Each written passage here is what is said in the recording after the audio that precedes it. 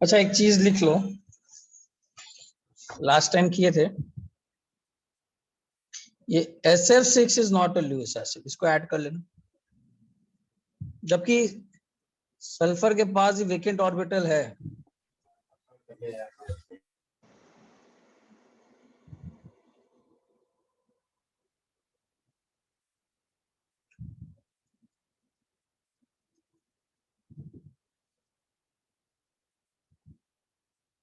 As sulfur is sterically crowded, ये समझा line, sterically crowded by 6 fluorine atoms. Lewis acid का मतलब क्या है? किसी के साथ रिएक्शन करेगा, कोई आएगा रिएक्शन करने के लिए, इलेक्ट्रॉन लेकर के आएगा, उसको आने दोगे अंदर तब ना रिएक्शन होगा। सल्फर को तो already sulphur already 6 fluorine atom से क्या है,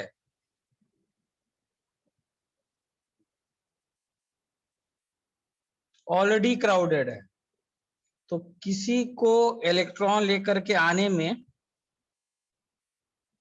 जगह ही नहीं बनता। इसीलिए कभी कभी आपसे एक क्वेश्चन आता है, ईज ऑफ हाइड्रोलिसिस।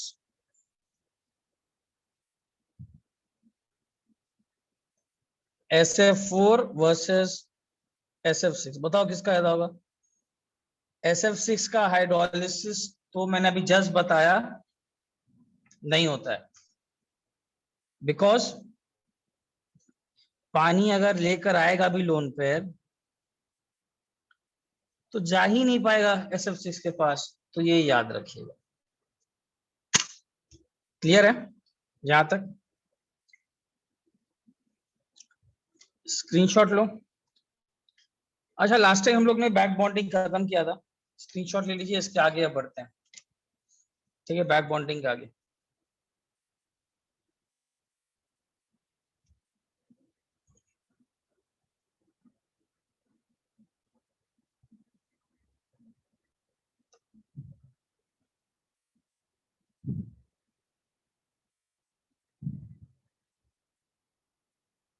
अच्छा, इसको ब्रिज बॉन्डिंग बोलते हैं।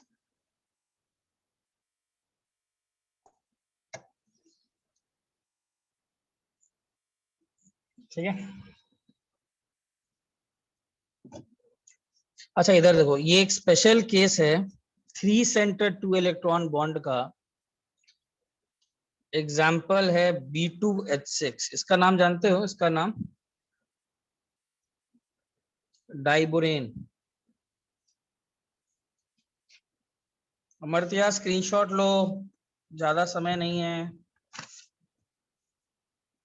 अरे फर्स्ट पेज ही है ना? हाँ, फर्स्ट पेज। ठीक है, अच्छा अब देखो B2H6 का कैसे बनता है।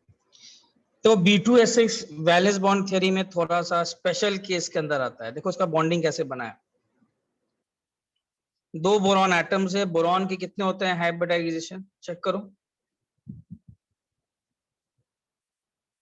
ग्राउंड स्टेट में कितना होता है? 1s2 2s2। ठीक है, बोरॉन नहीं, और एक ये भी होता है ना 2p1। हाँ 2p1। तो B2H6 में कैसे बना होगा, इसको बोलते हैं एक्साइटेड स्टेट।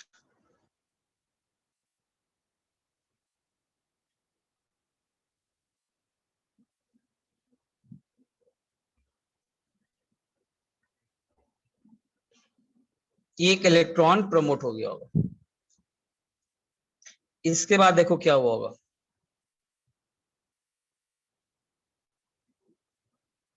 सॉरी, इसके बाद यहां पर sp3 हाइब्रिडाइजेशन हुआ है। कुछ अंतर दिख रहा है यहां पर बाकियों से? इस बॉन्डिंग में कुछ अंतर दिख रहा है? हाँ सर, नॉर्मली sp2 होता है। नहीं नहीं, एक और सबसे बड़ा अंतर, ये पहली बार है जहां पर मैंने वेकेंट ऑर्बिटल को हाइब्रिडाइजेशन में पार्टिसिपेट कराया है। अभी तक ऐसा नहीं देखे होगे? नहीं देखा। तो बस वेकेंट ऑर्बिटल पार्टिसिपेट। हाइब्रिडाइजेशन क्या हो गया? Hybridisation sp3। मैं ना वो जा रही हूँ actually. Vacant orbital participates in hybridization. अरे कुछ याद काम रखना है इसलिए मेरे को जाना पड़ रहा है पहले ही। Maybe Vacant orbital participates in hybridization sp3 में। अब देखो उसके बाद क्या होता है, यही सेम काम दो दो बोरॉन एटम्स है ना, तो एक दूसरा बोरॉन भी रहेगा सेम काम के साथ। ये बॉन्डिंग आपको याद ही रखना है। उसके पास भी 3 अनपेयर्ड इलेक्ट्रॉन्स रहेंगे। हाइब्रिडाइजेशन sp3, मान लो ये b1 ये b2, यहां तक क्लियर है सबको।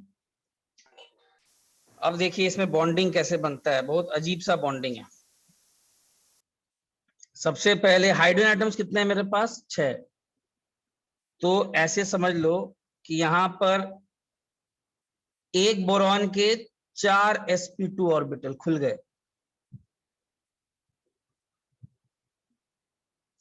दूसरा बोरॉन का भी कितना sp2 ऑर्बिटल खुल गया,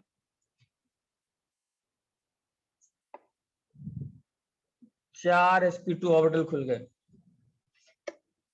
यहां तक ठीक है। हाँ सर। देखो बॉन्डिंग कैसे, 1 2 यहाँ पर 3। देखो उसका बॉन्डिंग कैसा, साइंटिस्ट लोग ने कैसा बॉन्डिंग बनाया यहाँ पर। उनके हिसाब से एक H आता है और एक sp3 के साथ बॉन्ड बनाता है।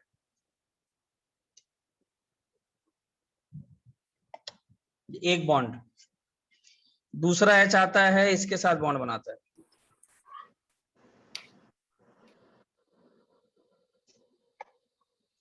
एक H इसके साथ बॉन्ड बनाता है, एक H इस साइड बॉन्ड बनाता है।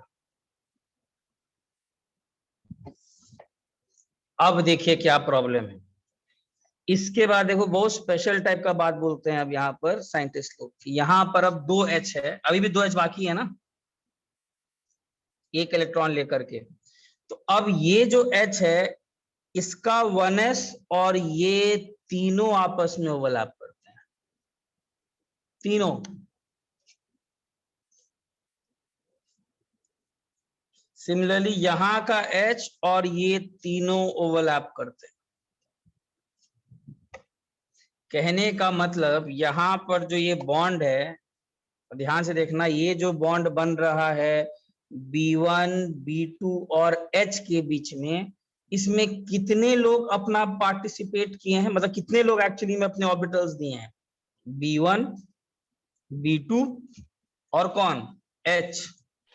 और इसमें टोटल इलेक्ट्रॉन्स कितने थे, अगर याद हो आप लोग को, इसको मैं ऐसे दिखा देता हूं, इसको दिखाने का तरीका ज्यादा बेटर ऐसा होता है, ये ज्यादा बेटर ऐसा होता है। जब तीनों ओवरलैप करते हैं ना तो इसको ऐसे दिखाया जाता है, बनाना बॉन्ड बन जाता है, तीनों ओवरलैप से बना है,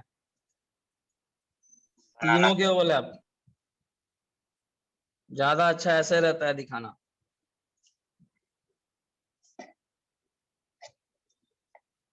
ये ज्यादा बेटर अगर दिखाओगे तो ऐसे, और इसमें 2 इलेक्ट्रॉन, और इसी को बोलते हैं 3 सेंटर 2 इलेक्ट्रॉन बॉन्ड। बोलोगे इसका क्या मतलब यार, जनरली अभी तक कौन सा बॉन्डिंग किए हो, अभी तक तुम किए हो ऐसा टाइप का बॉन्डिंग, सिंपल। ये कौन सा बॉन्डिंग है, 2 सेंटर 2 इलेक्ट्रॉन, मतलब 2 इलेक्ट्रॉन को शेयर करने वाले कितने लोग, 2 लोग, ए और बी।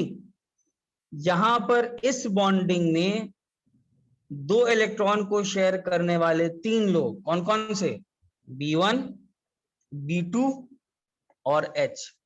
और जब ये, और ये बना कैसे है, दिस इज बना कैसे था, ये ओवरलैप ऑफ,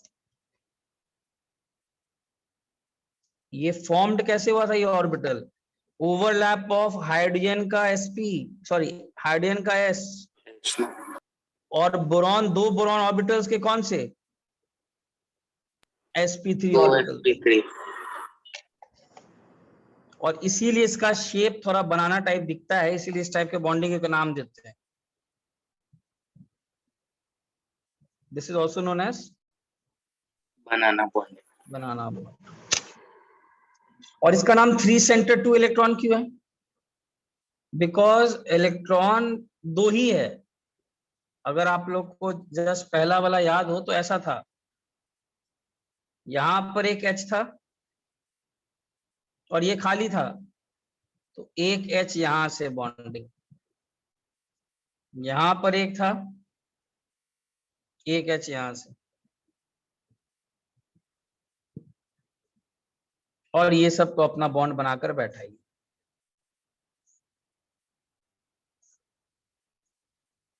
तो यहाँ पर ग्रीन वाले पे ध्यान देना, इलेक्ट्रॉन लेकर के तो ही लोग आए थे, बट शेयर उसको तीनों लोग कर रहे हैं, शेयर उसको तीनों लोग कर रहे हैं। जबकि लेकर कितना लोग आया था? एक H और कोई एक बोरॉन, एक तीसरा वाला बोरॉन भी शेयर कर रहा है उसको। इसीलिए इसका नाम है 3 सेंटर 2 इलेक्ट्रॉन बॉन्ड। पूछो कोई डाउट है तो, स्क्रीनशॉट लो, अभी तक कोई डाउट है तो पूछिए। इसमें स्पेशल टाइप का बॉन्डिंग है ये, थोड़ा सा वैलेंस बॉन्ड थ्योरी से थोड़ा अलग है। स्क्रीनशॉट ले लिया? सर तो इसको फिर सिग्मा बॉन्ड बोलेंगे कि पाई बॉन्ड? सिग्मा, सिग्मा है, सिग्मा बॉन्ड है, सिग्मा बॉन्ड। ठीक है, चलो अब देखो इसमें है क्या। इस पूरे वाले में अगर इसका बॉन्डिंग को देखा जाए, why does BH3 go for a banana bond? मतलब फॉर्म अ बनाना बॉन्ड, क्यों ऐसा बॉन्डिंग कर रहा है, ये एक सवाल उठता है।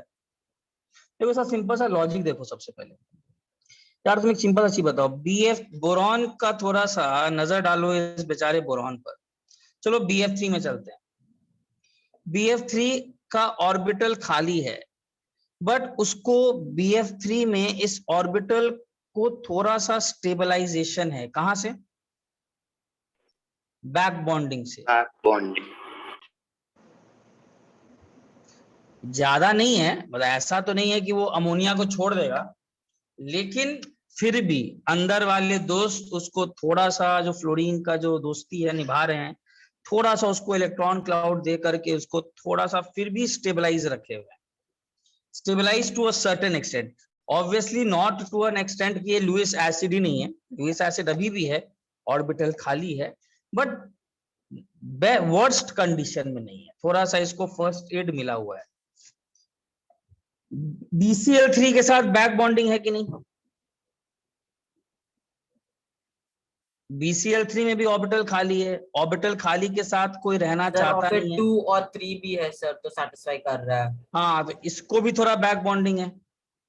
ठीक है, अलग बात है बैक बॉन्डिंग थोड़ा सा क्या है, यहाँ पर कम है।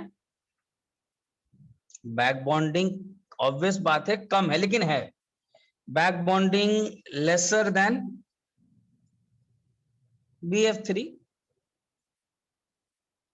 तो ये तो इसमें भी उतनी टेंडेंसी ठीक है, मतलब, लेकिन फिर भी चलो अगर देखा जाए तो बैक बॉन्डिंग थोड़ा सा है।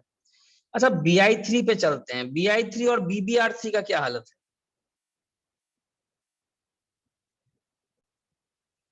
BI3 में तो sir back no bonding effective है ही बैक नहीं। बॉन्डिंग। हाँ, BI3 में तो कोई, अच्छा चलो एक काम करते हैं, चलो BI3 से पहले BH3 लेते हैं। ये BH3 का क्या हालत है बताओ? सर बैक थोड़ा बॉन्डिंग सा, कहाँ से होगा सर? हाँ बैक बॉन्डिंग इसमें एकदम दूर दूर तक नहीं है भाई। सर मतलब जीरो है ना सर, क्योंकि इलेक्ट्रॉन ही नहीं है हाँ, देने के लिए। इलेक्ट्रॉन देने के लिए नहीं, इसके दोस्ती ना लायक है, बेचारा दोस्ती ही करके बैठा हुआ है, जिससे उनके पास वो चाह कर भी हेल्प नहीं कर सकते, बोलता है कैन नॉट हेल्प यू, हम लोग के पास इलेक्ट्रॉन ही नहीं है। अब ये क्या करेगा बेचारा, इसका भी अपना मन है कि मेरा ऑर्बिटल क्या हो जाए, my orbital gets filled to a certain extent, हाँ मैं भी कहीं से इलेक्ट्रॉन लूं। तो अब यहाँ पर आता है जुगाड़ टेक्नोलॉजी, ये जाता है किसी दूसरे के पास। ठीक है, और दोनों बोलते हैं एक दूसरे बोरॉन को, बोलते हैं देखो हम लोग खुद इंटरनली तो स्टेबलाइज हो नहीं सकते, क्योंकि हम लोगों का तो पड़ोसी, or neighbours are hydrogen atom which are of no use to us. चलो हम ही दोनों मिल करके किसी भी तरीके से जुगाड़ टेक्नोलॉजी से कुछ ना कुछ करके अपने इस ऑर्बिटल के अंदर इलेक्ट्रॉन भरते हैं। ठीक है, तो ये दोनों एक दूसरे की बात मानते हैं, बोलते हैं फायदा तुमको भी है थोड़ा हमको भी है। क्लियर है? और एज अ रिजल्ट यही कारण है कि B2H6 बन रहा है। B2H6 में ठीक है यार, ये this is not the best case, I understand, लेकिन अगर बॉन्डिंग को देखोगे तो बोरॉन, दोनों बोरॉन के ऑर्बिटल्स में इलेक्ट्रॉन है, तो वो दो ही इलेक्ट्रॉन शेयर कर रहे हैं। खाने वाले लोग 3 हैं और खाना सिर्फ 2 आदमी का है, बट चलो उन्होंने बोला कि boron, both the boron atoms will compromise, something is better than nothing. ये बेसिक रीजन था बैक बॉन्डिंग, मतलब सॉरी, इस टाइप के बॉन्डिंग बनाने का। Bi3 के बारे में सोचते हैं। Bi3 की क्या हालत है? Bi3 में भी बैक बॉन्डिंग नहीं है। ये भी सोचा होगा यार मेरे पास ही बैक बॉन्डिंग नहीं मिल रहा है आयोडीन से, चलो जा करके 2 से मिलते हैं, लेकिन यार ये बेचारा कुछ नहीं कर पाता। There is nothing as B2I6। दुनिया में B2I6 नहीं बनता है, जबकि B2I6 बन गया। क्या रीजन देंगे? बैक बॉन्डिंग इसके पास सर भी नहीं स्टेरिक है। रिपल्शन। Steric repulsion. बेचारा बोरॉन इतना बड़ा साइज का ही नहीं है कि 6 आयोडीन एटम्स को अपने चारों तरफ ले पाए। तो Bi3 को मजबूरी में Bi3 ही रहना पड़ जाता है, कोई कुछ नहीं कर सकता वो। सिमिलरली Br3,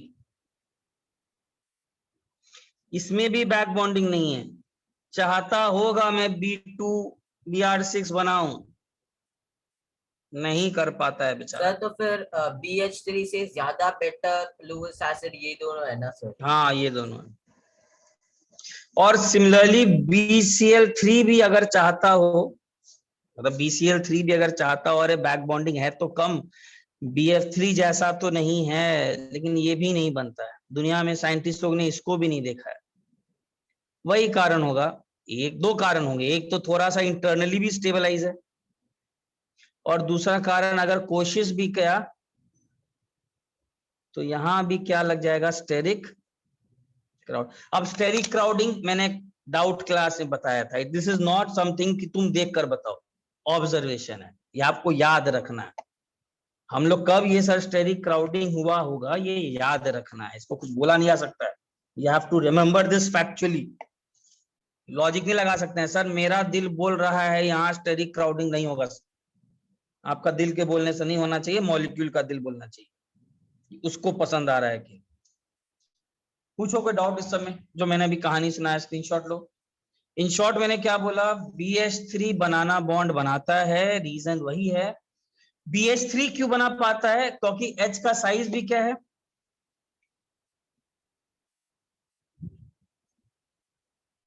हाइड्रोजन का साइज भी क्या है, स्मॉल है। छोटा। और साथ ही साथ उसको जरूरत भी था, तो एनवायरनमेंट बैठ गया। दोनों BH3 आए, बोले यार दोनों एक दूसरे को हेल्प कर देते हैं, हालत तेरी भी खराब है मेरी भी खराब है, ठीक है, तो बेटर है आ करके बॉन्डिंग बना लेते हैं, किसी तरह टूटा फूटा ही सही। ठीक है, तुमको भी ज्यादा खाने को नहीं मिलेगा, लोग 3 हैं और शेयर करने वाले 2 ही हैं, बट कुछ तो मिलेगा, थोड़ा सा पेट भर जाएगा, उससे सेटिस्फाइड रख। किस्मत बुरा चल रहा है, कुछ कर नहीं सकते हैं। तो हाइड्रोजन का size small and at the same time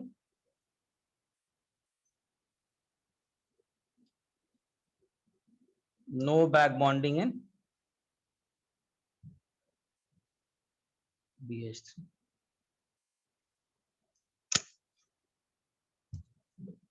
clear है? स्क्रीनशॉट लीजिए।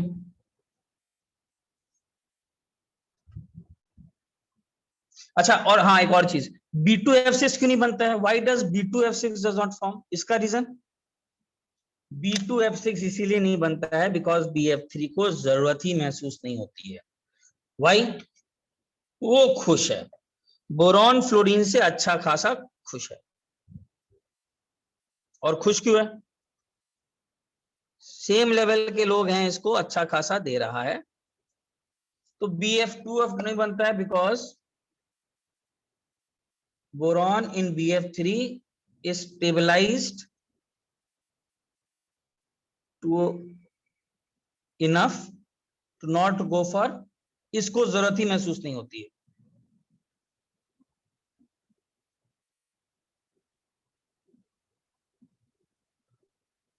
ये बोलता है हम खुश हैं यार, मेरे को जरूरत नहीं है।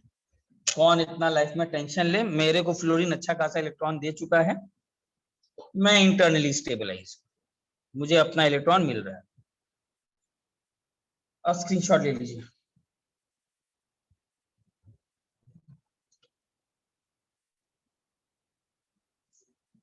ठीक है, अच्छा नेक्स्ट देखो इसमें क्या है, थोड़ा सा इसको ऐसे भी देख लेते हैं स्ट्रक्चर।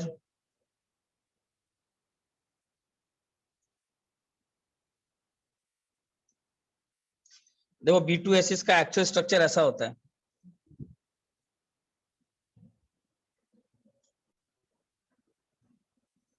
ये सब याद रखना पड़ेगा, ठीक है ना। ये अगर एक प्लेन में है तो सभी हाइड्रोजन एटम्स यहां रहते हैं,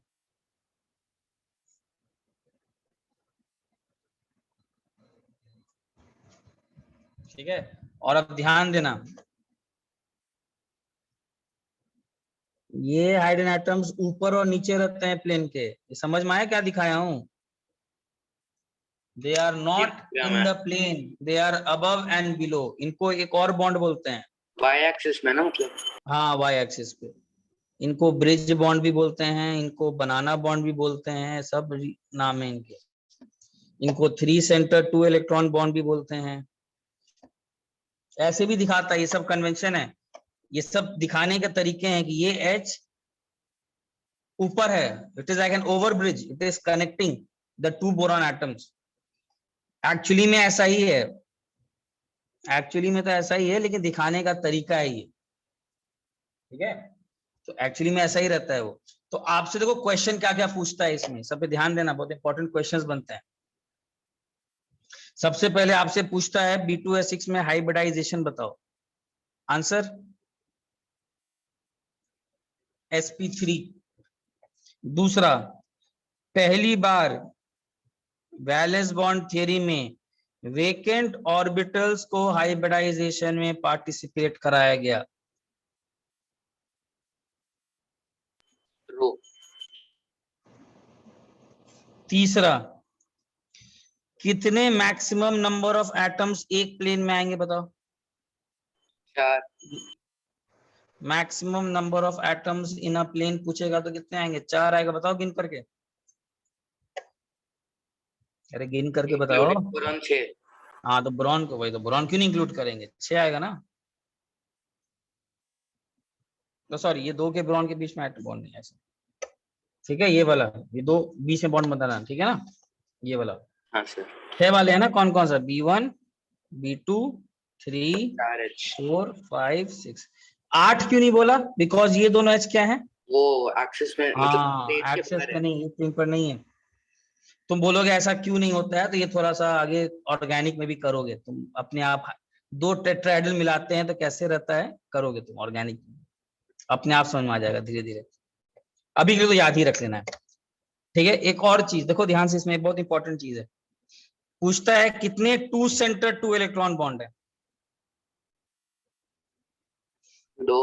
ये कौन सा बॉन्ड है रे, टोटल गिनो, ये कौन सा बॉन्ड है? This is 2 centre 2 electron bond. ये भी कितने हैं? 4 होगा मतलब। 2 सेंटर 2 इलेक्ट्रॉन, तो टोटल कितने 2 सेंटर 2 इलेक्ट्रॉन बॉन्ड? 4।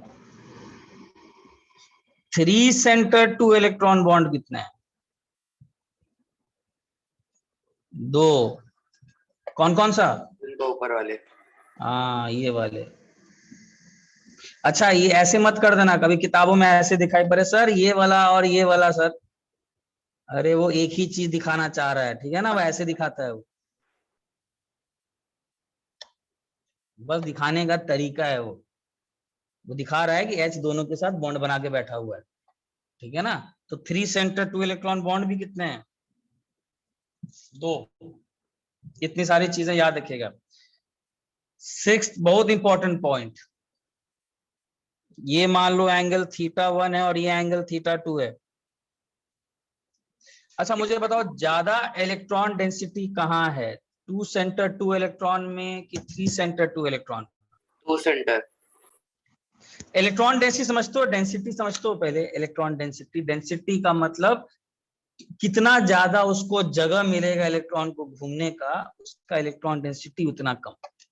यार 3 सेंटर 2 इलेक्ट्रॉन बॉन्ड में उसको ज्यादा ज्यादा लोग अपना ऑर्बिटल्स दिए ना, ऐसे सब ऑर्बिटल क्या है, ऑर्बिटल एक रूम है जिसमें इलेक्ट्रॉन घूम सकता है, उसके पास ज्यादा ऑप्शंस है घूमने के। तो 3 सेंटर 2 इलेक्ट्रॉन बॉन्ड में इलेक्ट्रॉन डेंसिटी क्या होगा, कम होगा।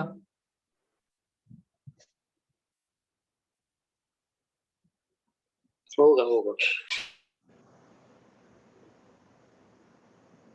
3 सेंटर 2 इलेक्ट्रॉन बॉन्ड में और 2 सेंटर 2 इलेक्ट्रॉन बॉन्ड में ज्यादा। तो अब मुझे एक चीज बताइए, ज्यादा रिपल्शन कौन सा बॉन्ड करेगा?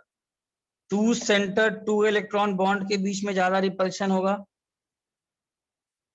जहां इलेक्ट्रॉन डेंसिटी ज्यादा है, कि 3 जहाँ सेंटर पे 2 ज्यादा होगा इलेक्ट्रॉन? वहाँ पे ज्यादा रिपल्शन भी होगा। तो इसीलिए there is greater repulsion between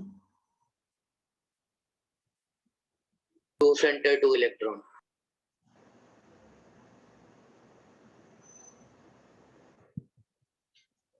three centre 2 electron bond समझो, उसको ज्यादा जगह दे दियो इलेक्ट्रॉन का, इधर भी घूम इधर भी घूम, है ना? तो ज्यादा घूम रहे हैं तो रिपल्शन थोड़ा कम करेंगे। इसीलिए ये जो बॉन्ड एंगल θ2 है वो थोड़ा कम और θ1 थोड़ा ज्यादा। ये समझ में आया सबको? ठीक है। Yes sir. 7th, यहां पर ऑब्जर्वेशन वाइज एक और चीज इंपॉर्टेंट है, बॉन्ड लेंथ देखा गया है।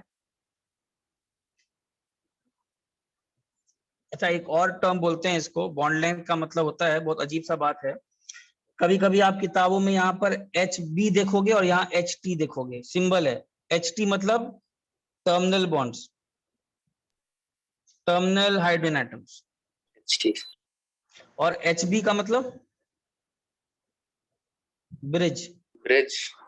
हाँ, तो बॉन्ड लेंथ भी अगर देखा जाए ना, बॉन्ड लेंथ बहुत अजीब सा बात है यहाँ पर, सॉरी ब्रिज बॉन्ड का लेंथ ज्यादा रहेगा ना सर शायद। हाँ बॉन्ड लेंथ देखो, बॉन्ड लेंथ में तो उतना लोड नहीं है, लेकिन जो BHB वाला और B है, ये बॉन्ड लेंथ ज्यादा होता है, BHTB, सॉरी BHT, मतलब bridge bonds are longer. Longer. Sir वो एक सिंगल बॉन्ड है, वो वैसा भी तो कंसीडर कर सकते हैं ना हम बस। हाँ ब्रिज बॉन्ड्स आर लॉन्गर। फिर स्क्रीनशॉट लो, ये थोड़ा याद रखना है।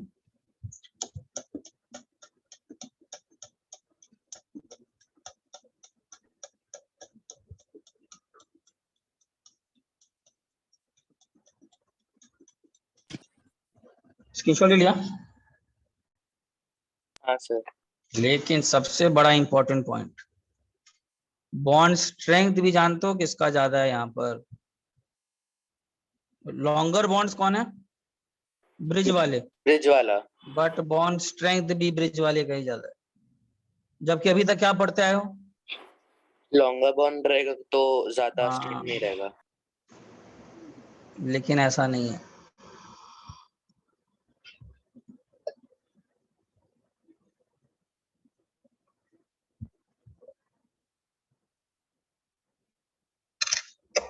अब बोलोगे सर ऐसा कैसे, व्हाट इज दिस? देखो इधर ध्यान देना, ब्रिज बॉन्ड में जो ये ब्रिज बॉन्ड बना है, इसमें द दो electron is under the force of attraction of how many nuclei? अरे bridge bond is 3 centre 2 electron bond ना, तो हाँ। ब्रिज बॉन्ड में 2 electron is under the force of attraction of 3 atom. 3 nuclei. और टर्मिनल बॉन्ड्स क्या होते हैं? Terminal bonds में 2 electron is under the force of attraction of 2 nuclei. तो एक चीज बताओ, अगर 3 लोग किसी खाने को पकड़ के बैठे हुए हैं, 2 इलेक्ट्रॉन क्या है, खाना ही तो है जो सब लोग शेयर कर रहे हैं, तीन लोग से खाना को या फिर जो भी चीज उनको पसंद है उसको अलग करने में हालत तो क्या होगी, खराब अब हो जाएगी। होगी। तो हाँ, तो इसीलिए बॉन्ड स्ट्रेंथ ये अलग चीज है थोड़ा।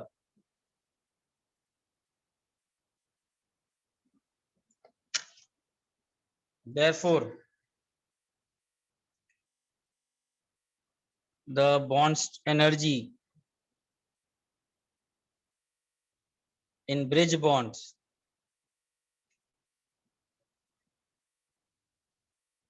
greater than term bond. अगर ब्रिज बॉन्ड मालूम हो तो ये एक H का ऑर्बिटल आता था, ये एक बोरॉन का आता था, और ये एक दूसरे बोरॉन का आता था। तीन लोग आते थे अपना सर, अपना। लेकिन फिर बॉन्ड एनर्जी ज्यादा है तो फिर बॉन्ड स्ट्रेंथ कम होना चाहिए ना सर। अरे बॉन्ड एनर्जी और बॉन्ड स्ट्रेंथ एक ही चीज है ना। बॉन्ड स्ट्रेंथ का मतलब क्या, energy required to break the bond. Okay sir. Sir मुझे लग रहा था कि बॉन्ड में जो पोटेंशियल एनर्जी आप उसकी नहीं बात नहीं नहीं कर नहीं, वो नहीं, उसकी बात। बॉन्ड स्ट्रेंथ मतलब कि कौन सा बॉन्ड को ब्रेक करने में आपको ज्यादा मुश्किल पड़ा, ये बॉन्ड स्ट्रेंथ का एक्चुअल फिजिकल मतलब है। तो ये जो है ब्रिज बॉन्ड्स ऐसे ही बनते हैं ना, ब्रिज बॉन्ड्स। तो ऑब्वियस बात है यहाँ पर जो दो इलेक्ट्रॉन है ये तीन तीन लोग पकड़ के बैठे हुए हैं यार, इससे छुटकारा दिलाने में आपकी हालत हो जाएगी खराब। और इसीलिए इतनी सारी बातें आपको जानना पड़ेगा। अच्छा फिर देखो सर, तो इधर फिर ध्यान से, बॉन्ड लेंथ लेकिन फिर डिफरेंट क्यों है सर, उसका क्या रीजन है? बॉन्ड लेंथ का देखो दो रीजन दे सकते हो। एक तो सिंपल सा रीजन है,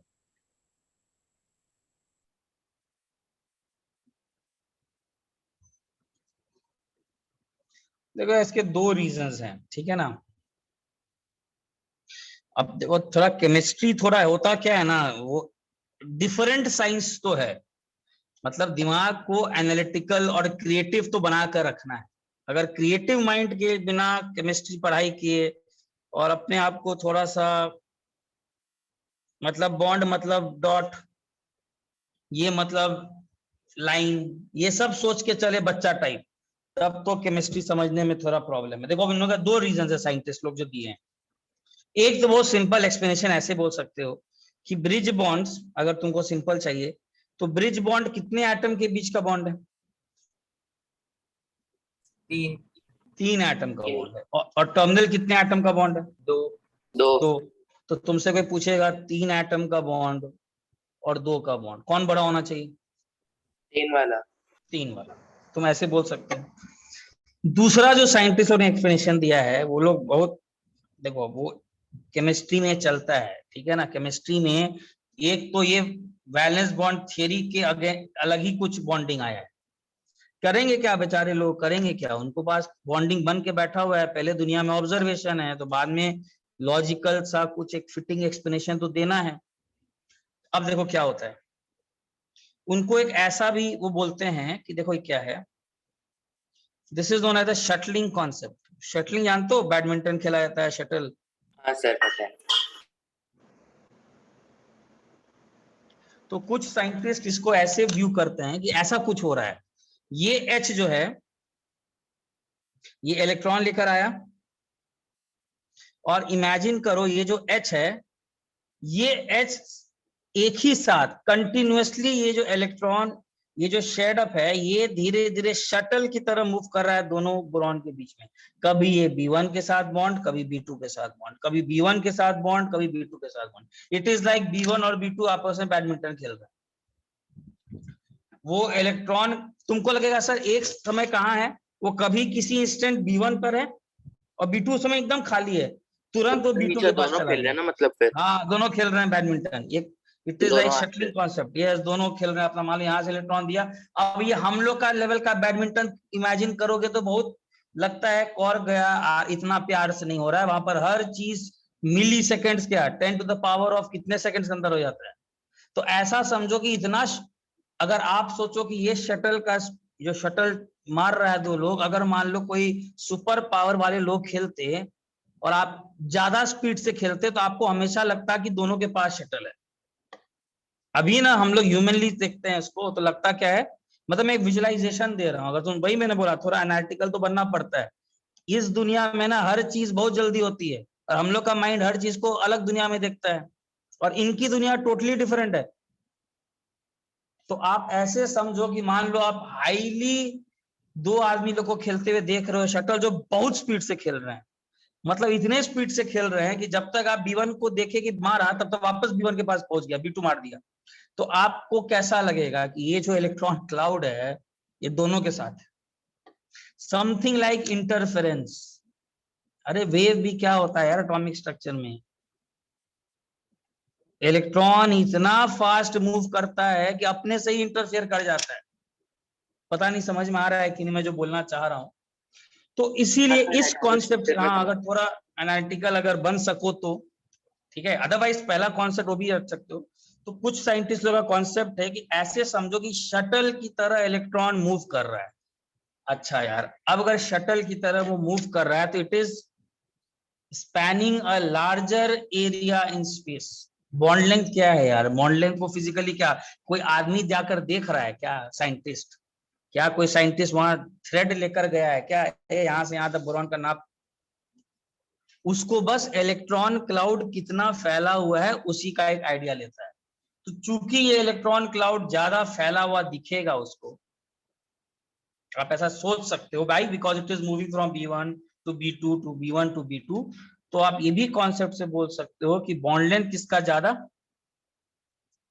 टर्मिनल बॉन्ड्स का बॉन्ड लेंथ ज्यादा, और क्या बोलते हैं, सॉरी, ब्रिज वाले का ज्यादा और टर्मिनल वाले का थोड़ा कम। टर्मिनल वाले कम से कम अपनी जगह तो मौजूद हैं, और ये तुमको इमेजिन करो घूम रहा है यहां से वहां इलेक्ट्रॉन, ब्रिज वाले। तो कॉन्सेप्ट्स दो हैं, अलग अलग लेवल पर हैं। आप ये भी मान सकते हो जो आपको समझ में आया कि बॉन्ड लेंथ अगर 3 एटम्स बॉन्ड बनाएंगे तो बॉन्ड लेंथ डेफिनेटली ज्यादा होगा। आप ये भी सोच सकते हो कि this is formed bond length, bridge bonds are formed by overlap of 3 atoms, ये भी सोच सकते हो। और नहीं तो शटलिंग कॉन्सेप्ट, और नहीं तो फाइनली याद रख लो, पूछता तो यही है। केमिस्ट्री में एक चीज तो सबसे अच्छा है ना, जब चीजें बहुत टफ होती है तो पूछता टफ चीज नहीं है, केमिस्ट्री में पूछता क्या है, कौन बॉन्ड लेंथ लॉन्गर। तो जिसको समझ में आया, जिसको नहीं समझ में आया, एज लॉन्ग एज जिसको ये शब्द मालूम है कि ब्रिज बॉन्ड्स लॉन्गर, दोनों के दोनों 4 मार्क उठा के जाएंगे। केमिस्ट्री के साथ ये फायदा भी है, ठीक है। तो फाइनली याद भी रख लो, bridge bonds are formed by overlap of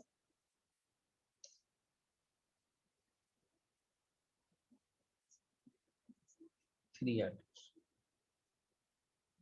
ये भी सोच सकते हो। और एक शटलिंग कॉन्सेप्ट की तरह भी सोच सकते हो। शटलिंग कॉन्सेप्ट से क्या हो रहा होगा, इलेक्ट्रॉन क्लाउड ज्यादा एरिया, ज्यादा वॉल्यूम में आपको दिखाई पड़ेगा फैलते हुए। तो बेसिकली ज्यादा ऐसा प्रतीत होगा कि बॉन्ड लेंथ वहां का ज्यादा है, जैसा आपको समझना है। लेकिन फिर बॉन्ड स्ट्रेंथ भी किसका ज्यादा है?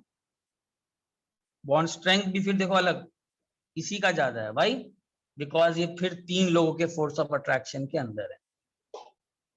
सबको समझ में आया लपाट? अच्छा, तो इसके बारे में क्या क्या खास बातें थी?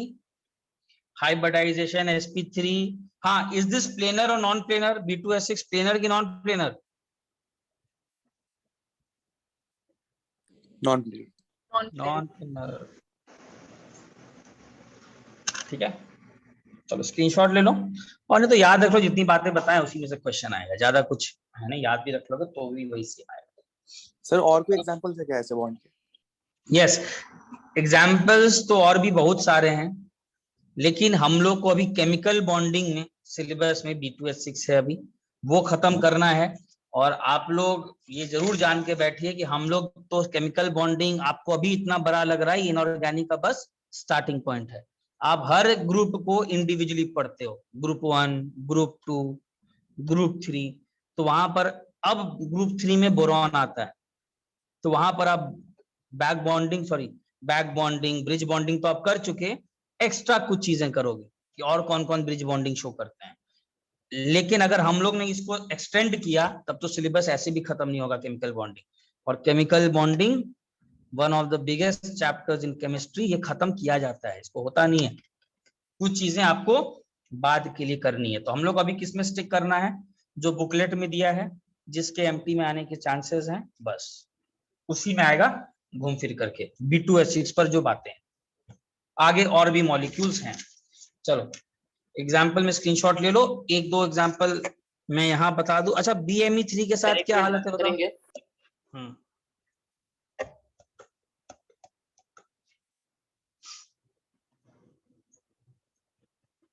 Okay sir. देखो एक और चीज है एग्जाम्पल में देख लेना, BME। अच्छा BME के पास ही बैक बॉन्डिंग बनाने के ऑप्शन है कि नहीं है? अरे यार यहाँ पर भी तो इसके साथ भी तो हालत खराब है, किस्मत बेचारे का। बोरॉन के बगल में एमी, जानते हो एमी क्या होता है? एमी जानते ही नहीं है क्या? एमी ऑर्गेनिक में पढ़ोगे, ये होता है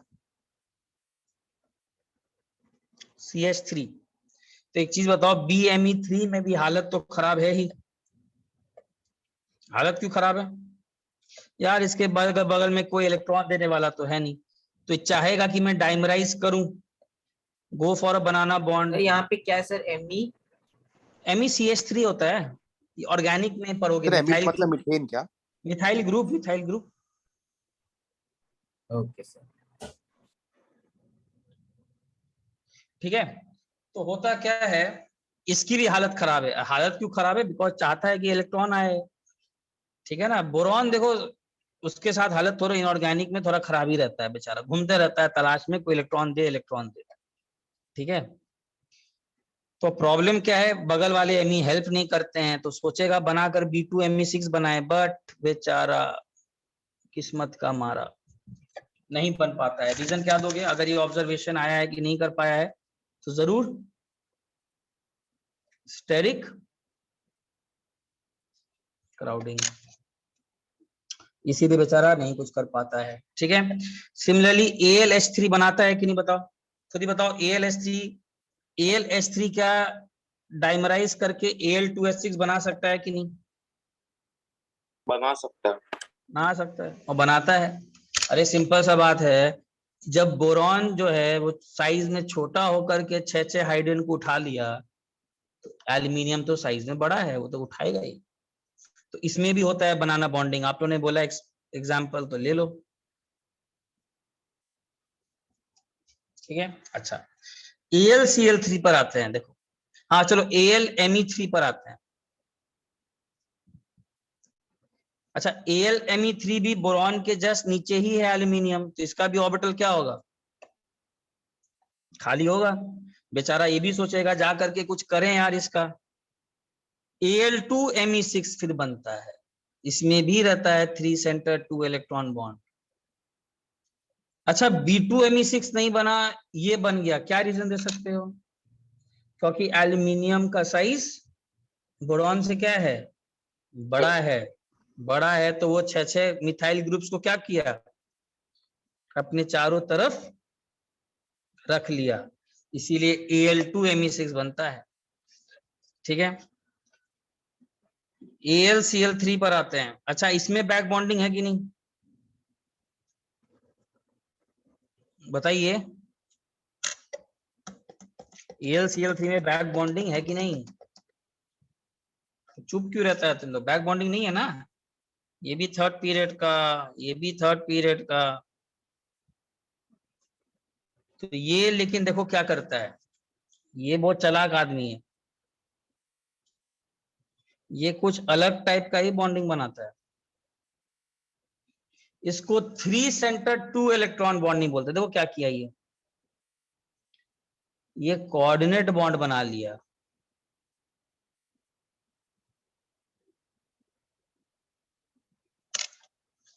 वेरी गुड, मतलब समझ में आया क्या किया? क्लोरीन के पास क्या है? अरे क्लोरीन के पास क्या है? लोन पेयर है, और बगल वाले एल्यूमिनियम के पास ऑर्बिटल क्या था? खाली था।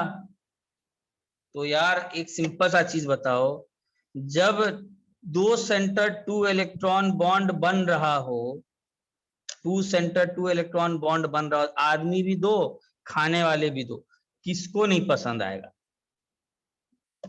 तो बोला क्यों जाए 3 सेंटर 2 इलेक्ट्रॉन बॉन्ड के चक्कर में। बगल वाले एल्यूमिनियम को बोला मेरे पास लोन पेयर है एक्स्ट्रा, और आपके पास है ऑर्बिटल खाली, हम दोनों बना लेते हैं कोऑर्डिनेट बॉन्ड। आप भी खुश, हम भी खुश। दोनों एल्यूमिनियम खुश। तो इसमें Al2Cl6 ऐसा बनता है। Is this a 3 centre 2 electron bond? No sir. नहीं, इसको 3 सेंटर 2 इलेक्ट्रॉन बॉन्ड नहीं बोलोगे।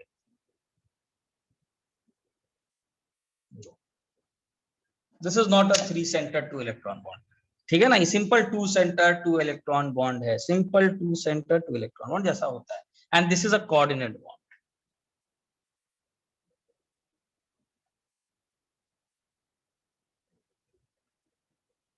सिंपल। यहां पर इसको कोई टेंशन है, जबकि टेंशन ऐसा ये 3 सेंटर 2 इलेक्ट्रॉन में क्यों नहीं गया? अरे यार वो किसी को ऑप्शन वो पसंद, ऑब्वियसली पहले ऑप्शन में नहीं जाएगा। आदमी दो हैं तो चाहेंगे मेरा भी पेट अच्छे से भरे, आपका भी पेट अच्छे से भरे। आदमी दो तो खाने वाला भी दो। एक एक्स्ट्रा आदमी आ जाएगा तो कोई चाहेगा नहीं, कोई नहीं चाहेगा। यहाँ पर वो कंडीशन आ रहा है, क्लोरीन के पास लोन पेयर है, क्यों जाएगा उस टेंशन में? बॉन्डिंग बना लिया अपना ये वाला, एंड 3 सेंटर 2 इलेक्ट्रॉन बॉन्ड बना लिया। बोलो कोई डाउट इस समय?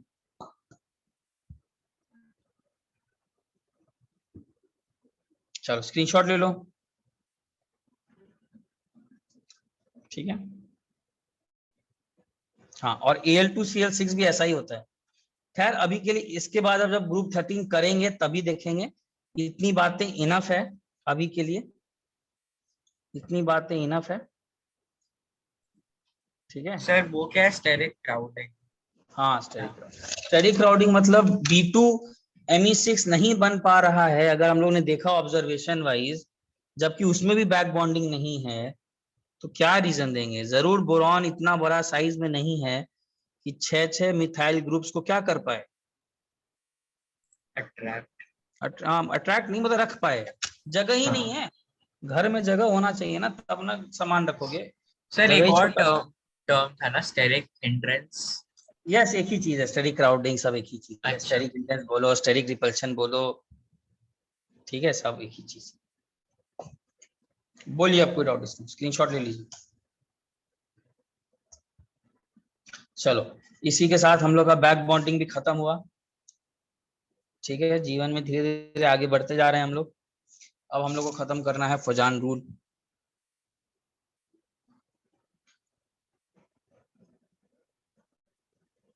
अच्छा देखो, ये फजान ने क्या दिमाग लगाया। ये फजान जो आदमी था, कि बोलता क्या है बेसिकली, तो फजान थोड़ा सा क्या है, सबसे पहले इसके थिंकिंग को पकड़िए। ये किया क्या यार, HCl जो है ये कोवेलेंट बॉन्ड है, लेकिन साइंटिस्ट लोग ने क्या देखा, ऑब्जर्व किया कि HCl है तो एक कोवेलेंट बॉन्ड, बट इसमें कौन से प्रॉपर्टीज हैं? आयोनिक आयनिक लाइक प्रॉपर्टीज।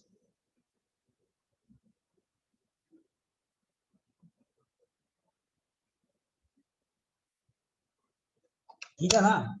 एक चीज हमेशा याद रखना, बार बार बोलता हूँ, ये जो साइंटिस्ट लोग रहते हैं ये कुछ नया नहीं करते हैं, बस इनके दुनिया देखने का नजर अलग रहता है। ये नॉर्मल आदमियों की तरह नहीं देखते हैं, यही अंतर है।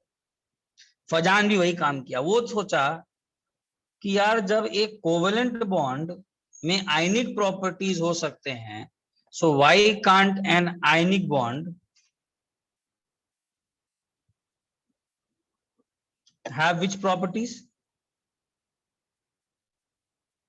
Why can't an ionic bond have covalent properties? Sir ये लाइट का ड्यूअल नेचर जैसा हो गया। हाँ, वेरी गुड, एग्जैक्टली वैसा ही जैसे कि इलेक्ट्रॉन का। डी ब्रॉगली ने सोचा था। और बड़े, वही बोल रहा हूं मैं, बड़े साइंटिस्ट लोग ऐसे ही काम करते हैं, वो यूनिवर्स को ऑब्जर्व करके थ्योरी चिपका देते हैं। मैं बार बार बोल रहा हूँ, ऑब्जर्वेंट जितना रहोगे ना लाइफ में उतना आगे बढ़ोगे, जितना तुम्हारा ऑब्जर्व करोगे, ब्लाइंडली नहीं, डम्ब आदमी की तरह नहीं, एकदम सही से, एकदम तीखी नजर रहेगी, तो आप समझ जाओगे कि लाइफ में बड़े बड़े लोग ऐसे ही काम किए। सर तो इसका डुअल नेचर ऑफ लाइट से कुछ रिलेशन नहीं है था?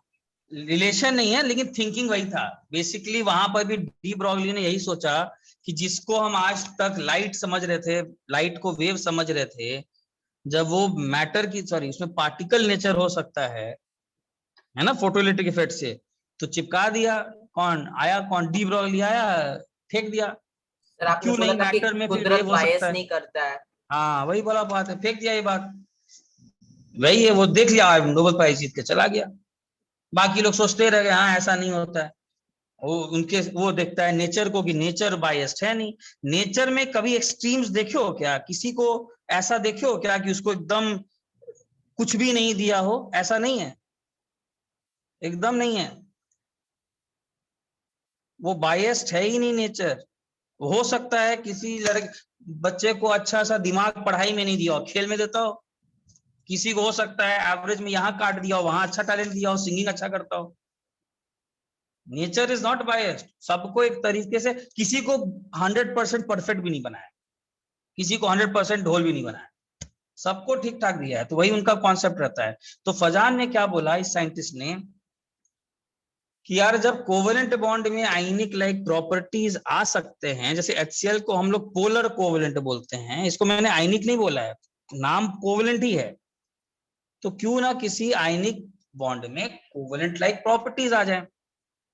अब उसको एक्सप्लेन भी करना था, साइंटिस्ट ऐसी फेंकते तो नहीं है बातें, ठीक है। तो पहले तो फजान रूल लिखते हैं। फजान रूल बोलता क्या है कि no ionic bond is 100% ionic, it has some amount of covalent character।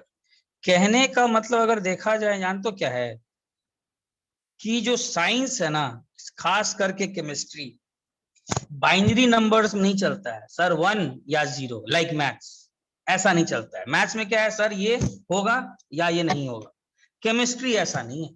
Chemistry is a continuous, it is like अगर आप NaCl को आयनिक बोल रहे हैं तो इसका मतलब आप ये बोल रहे हैं कि उसमें इसके प्रॉपर्टीज ज्यादा डोमिनेंट हैं, लेकिन इसमें कोवेलेंट टाइप के भी प्रॉपर्टीज हैं। ये एक्चुअल मतलब है साइंस के बोलने का, केमिस्ट्री के बोलने का मतलब कि आयनिक बॉन्ड 100% आयनिक नहीं है। सर तो फिर सीजियम फ्लोराइड भी 100% आयनिक नहीं है। यस, कोई भी नहीं। इट इज लाइक साइंस हर चीज को, it is neither black neither white, it has grey. अब कौन ज्यादा प्रोपोर्शन में है उसकी प्रॉपर्टी डोमिनेंट हो जाती है और उसको बोल दिया जाता है। इसीलिए केमिस्ट्री पढ़ते समय हमेशा बच्चों को बोलता हूँ एक्सट्रीम्स में कभी मत सोचो, क्योंकि लाइफ ही ऐसा नहीं है, दुनिया ही ऐसा नहीं है, एक्सट्रीम्स मत सोचिए। तो फजान ने बोला कोई आयनिक बॉन्ड 100% आयनिक नहीं है, it has some amount of covalent character in it. ये अलग बात है, अगर मैं किसी NaCl को बोलूं कि इसमें आयनिक बॉन्ड है तो ऑब्वियस बात है आयनिक बॉन्ड है, लेकिन बोलने का और उसको डीपली बोलूं तो मैं ये बोलना चाह रहा हूं कि उसमें आयनिक के प्रॉपर्टीज कोवेलेंट से बहुत ज्यादा है, बट परफेक्टली आयनिक तो वो भी नहीं है। अब फजान से पूछा गया how do you explain this, ये बोलना क्या चाह रहे हो भाई, मान लिया आपकी बात, how do you explain this.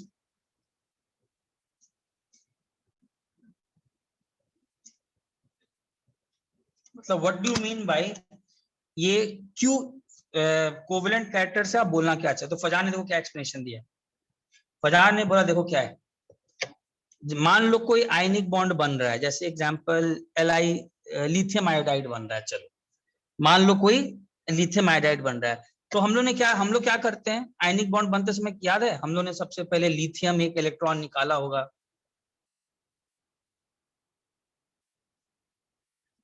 ये इलेक्ट्रॉन कौन लिया होगा, आयोडीन लिया होगा। और अब हम लोग क्या बोलते हैं कि एक कटायन है और एक अनायन है, ये दोनों आपस में अब आएंगे और कौन से बॉन्ड से, कौन से फोर्स ऑफ अट्रैक्शन से जुड़ेंगे, लैटिस इलेक्ट्रोस्टैटिक बनाएंगे, फोर्स ऑफ, हाँ इलेक्ट्रोस्टैटिक लैटिस फोर्स ऑफ बनाएंगे, बोल अट्रैक्शन दिया। से। लेकिन उसने बीच में एक चीज बोला फजान ने, एक चीज सिंपल सा सोचो, मान लो ये दो कटायन है, एक कटायन है और एक अनायन है जो अप्रोच कर रहे हैं। अच्छा what is I minus, I minus का मतलब है उसके ऊपर अगर ये I है, अनायन है, तो जो इलेक्ट्रॉन क्लाउड, माइनस का मतलब क्या, फिर से मैथमेटिक्स में माइनस का सिंबल नहीं है, माइनस का मतलब होता है इलेक्ट्रॉन क्लाउड, धुआं। जीवन एक धुआं है और कुछ नहीं। तो बेसिकली फजान बोला कि आप एक इमेजिन करो दोनों इंफिनिटी पर हैं, इनफिनाइट डिस्टेंस, आयोडीन का इलेक्ट्रॉन क्लाउड अभी एकदम दूरी पर है, तो सिमेट्रिकली डिस्ट्रीब्यूटेड है, मतलब पूरी तरीके से डिस्ट्रीब्यूटेड है, फैला हुआ है। अब ये दोनों तुम बोल रहे हो कि आयनिक इलेक्ट्रोस्टैटिक फोर्स ऑफ अट्रैक्शन से बनने आ रहा है। यार जैसे ही थोड़ा सा पास आएंगे, फजान ने बोला ऐसा कैसे हो सकता है कि ये जो इलेक्ट्रॉन क्लाउड है I माइनस का थोड़ा सा पॉजिटिव के थोड़ा जैसे जैसे पास आ रहा है डिस्टॉर्शन महसूस ना करे। डिस्टॉर्शन समझते हो क्या हो गया? डिस्टॉर्शन का मतलब देखो ध्यान से क्या बोलना चाह रहा है कि ये जो इलेक्ट्रॉन क्लाउड है, धुआं, जो इमेजिन करो एकदम सिमेट्रिकली स्फेरिकल था, कटायन के जैसे ही थोड़ा सा सामने आने रहेगा, ऐसे समझो इलेक्ट्रॉन क्लाउड धीरे धीरे ऐसे किसकी तरफ जाना स्टार्ट हो गया? एनायन की तरफ। तो कटायन की तरफ डिस्टॉर्शन हो गया शेप में। अब वो और पहले क्या था? पहले स्फेरिकल था ऐसा, बट अब धीरे धीरे वो पूरा इधर जाना स्टार्ट हो गया, और पास आया और डिस्टॉर्शन, और पास आया और डिस्टॉर्शन। और ये एक लॉजिकल सा बात है कि नहीं? एक चीज बताओ, ये जो जैसे ही इलेक्ट्रॉन क्लाउड जाएगा, आप ऐसे भी समझो, मैं ग्रीन से दिखा रहा हूं, ये जो ग्रीन वाला रीजन है सब का सब उसकी तरफ दौड़ के भागेंगे कि नहीं? कटायन की तरफ सब भागेंगे। तो एक पॉइंट पे सब फोकस हो जाएंगे ना। हाँ वही, ऐसे समझो ना, सिंपल सा बात बोला, लॉजिकल सा बात बोला। इलेक्ट्रॉन को पॉजिटिव जैसे जैसे आ रहा होगा तो उसका इलेक्ट्रॉन क्लाउड थोड़ा सा डिस्टॉर्शन होगा, और इस डिस्टॉर्शन ऑफ इलेक्ट्रॉन क्लाउड को फजान ने एक नाम दिया। अब तुम बोलोगे सर इससे ये कैसे प्रूव हुआ कि कोवेलेंट कैरेक्टर है? ये तो ठीक है, कहानी सुना दिए। डिस्टॉर्शन ऑफ इलेक्ट्रॉन क्लाउड को ही फजान ने एक नाम दिया, polarisation of electron cloud. Distortion का मतलब सर लेकिन पोलराइजेशन तो पहले भी आ चुका है ना सर, पोलैरिटी में HCl पोलराइज हो गया है। HCl पोलराइज, हाँ वो that is known as polarity develop हो गया। पोलराइज से बेटर पोलैरिटी बोलो, पोलराइज मत बोलो। बता रहा हूँ सब क्या होता है। अच्छा देखो, अब सुनो, पहले कहानी सुनो, अभी भी कहानी अभी भी कंप्लीट नहीं हुआ है। फजान ने बोला कि कटायन के जैसे ही पास अनायन आएगा बॉन्ड बनाने, तो जैसे जैसे ये बॉन्ड बनाएगा अनायन का डिस्टॉर्शन होगा। एज अ रिजल्ट होगा क्या? आप लोग को एकदम पता नहीं, अब स्टार्टिंग लेक्चर याद हो कि नहीं, लेकिन मैं तो अपना चीज याद रखता हूं, और मैंने आप लोग को लिखाया था। आप लोग भूल गए होगे अगर पढ़ाई नहीं कर रहे होगे तो, और अगर पढ़ाई करोगे तो याद रहेगा कि कोवेलेंट बॉन्ड में अचानक से एक डिफरेंस होता है। इलेक्ट्रॉन डेंसिटी दोनों न्यूक्लियाई के बीच में क्या हो जाता है? दोनों न्यूक्लियाई के बीच में इंक्रीज हो जाता है। मैंने ये बताया था, कोवेलेंट बॉन्ड का मतलब ये नहीं सर लाइन बना दो। सर लाइन कहाँ गया? सर लाइन खोज रहे हैं यहाँ पर। सर एल आई के बीच में लाइन बनाओ। लाइन नाम का कोई चीज नहीं है। सर दोनों के बीच में ज्यादा बीच समय में रहता है। दोनों के बीच में इलेक्ट्रॉन क्लाउड कॉन्सेंट्रेट हो जाए, मतलब कोवेलेंट प्रॉपर्टीज आ रहे हैं। यही मैं बार बार बोलता हूँ, केमिस्ट्री में आपको एनालिटिकल और जो साइंस बोलता है उसको बहुत डीपली समझना है। लाइन नहीं खोजना है बच्चे की तरह 10th में, सर लाइन बनाओ। सर लाइन नाम का कोई चीज है ही नहीं। बॉन्ड का मतलब है अचानक से इलेक्ट्रॉन क्लाउड का दोनों न्यूक्लियाई के बीच में थोड़ा सा कॉन्सेंट्रेट हो जाना। और मुझे अब ये बताओ, क्या इस पर्टिकुलर डिस्टॉर्शन में क्या दोनों न्यूक्लियाई के बीच में अचानक से इलेक्ट्रॉन क्लाउड कॉन्सेंट्रेट नहीं हो गया है क्या थोड़ा सा? और अगर ये कॉन्सेंट्रेट हो गया है तो इसका मतलब इस आयनिक बॉन्ड में थोड़े से कौन से प्रॉपर्टीज आ गए हैं? Covalent properties. सर एक बार ये हाँ इसको सर जो नोट करो। फोकस वाला जो आपने बताया वो वापस एक्सप्लेन कर देंगे। हाँ बता रहा हूँ, फिर इतना स्क्रीनशॉट लो।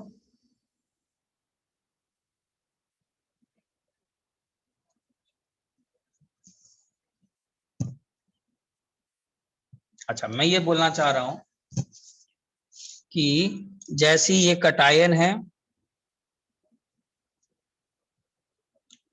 और ये अनायन है। अनायन मस्ती से अपना इलेक्ट्रॉन क्लाउड सिमेट्रिकल है, दोनों इन्फिनाइट डिस्टेंस पर है। जैसे ही थोड़ा सा कटायन पास आया अनायन के, बस थोड़ा सा ये लोग अपना पोलराइज होना स्टार्ट किए। थोड़ा और पास आया, सर तो इलेक्ट्रॉन के ट्रांसफर के बाद पास आया ना? हाँ इलेक्ट्रॉन के ट्रांसफर के पास बाद आया, ये बात सच है।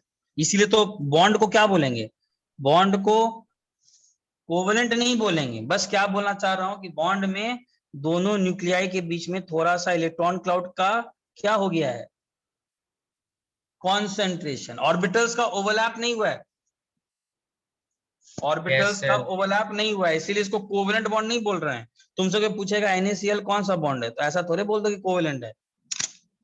बोलोगे कौन सा बॉन्ड, आयनिक ही है, लेकिन with some covalent like properties, ये बोलना चाह रहा हूं। तो बोलने का मतलब ये इलेक्ट्रॉन क्लाउड धीरे धीरे डिस्टॉर्शन होना स्टार्ट होता है। पोलराइज का मतलब क्या होता है, सुनते होंगे ना, ये आदमी इसको पोलराइज कर रहा है यार, अपनी बातों से पोलराइज कर रहा है। कोई दोस्त होता है पोलराइज करता है, अरे क्या पढ़ाई करेगा यार, छोड़ना यार, पोलराइजेशन। कोई बोलेगा अरे फेसबुक व्हाट्सएप करना यार, देखा जाएगा, लाइफ तो मस्त है, एंजॉय करते हैं, तुम चले गए, polarization. This is what is polarization. Polarization का मतलब दूसरे को अपनी तरफ खींचना। सर जो आपने फॉर्मेशन ऑफ कोवेलेंट बॉन्ड में बताया था कि थोड़ा आगे आते हैं एक पॉइंट में उसका वो स्ट्रांग हो जाता है, हाँ इंटरन्यूक्लियस फोर्स वैसा। यस, वो तो कोवेलेंट बॉन्ड में तो देखो, वो जो बात बताया था वहां पर ऑर्बिटल्स की शेयरिंग हो रही थी, यहाँ ऑर्बिटल्स ओवरलैप कर रहे थे। यहाँ कोई ऑर्बिटल्स ओवरलैप नहीं कर रहे हैं, यहाँ पर आयनिक बॉन्ड है। पहले इलेक्ट्रॉन ट्रांसफर हो गया, उसके बाद अब जब बॉन्ड बनाने आए हैं तो थोड़ा सा इलेक्ट्रॉन क्लाउड इन दोनों के बीच में कॉन्सेंट्रेट हो गया, जिसके कारण फजान बोलता है कि कोवेलेंट लाइक प्रॉपर्टीज आ चुके हैं। ठीक है, इसका स्क्रीनशॉट लेने की जरूरत नहीं है, मैं लिखा दे रहा हूं। देखो तो फजान क्या बोलता है, when cation and anion approach to form a bond, the cation distorts the electron cloud of the anion. As a result क्या होता है, इलेक्ट्रॉन डेंसिटी या electron is concentrated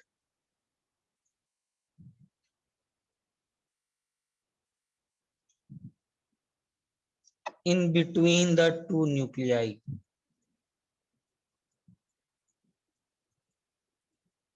thereby giving rise to some which properties, covalent like properties. अच्छा, greater is the distortion of the electron cloud। ये फजान बोलता है कि जितना ज्यादा आप इलेक्ट्रॉन क्लाउड डिस्टॉर्ट होगा,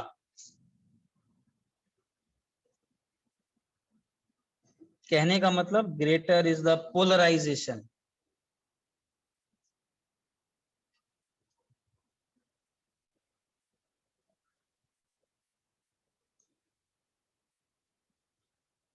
अच्छा, ज्यादा इलेक्ट्रॉन कब कॉन्सेंट्रेटेड होगा न्यूक्लियाई के बीच में, जब ज्यादा पोलराइजेशन होगा कि कम पोलराइजेशन होगा।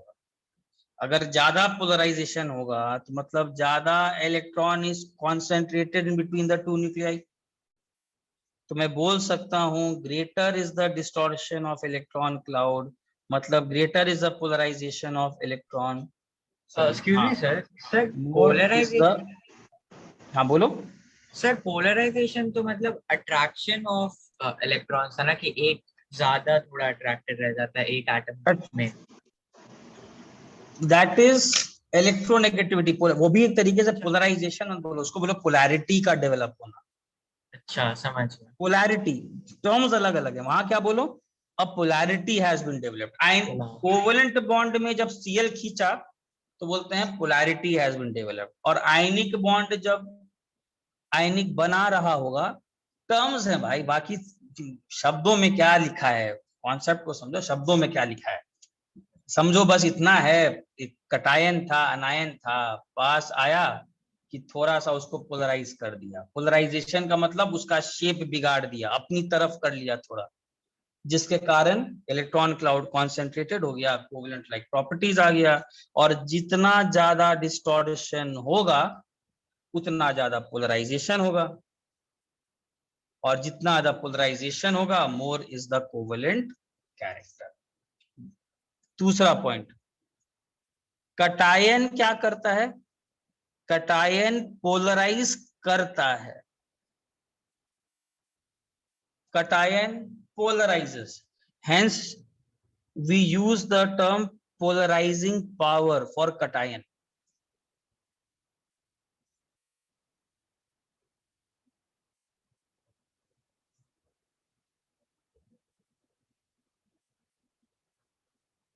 और अनायन क्या होता है, अनायन खींचा चला जाता है, वो होता है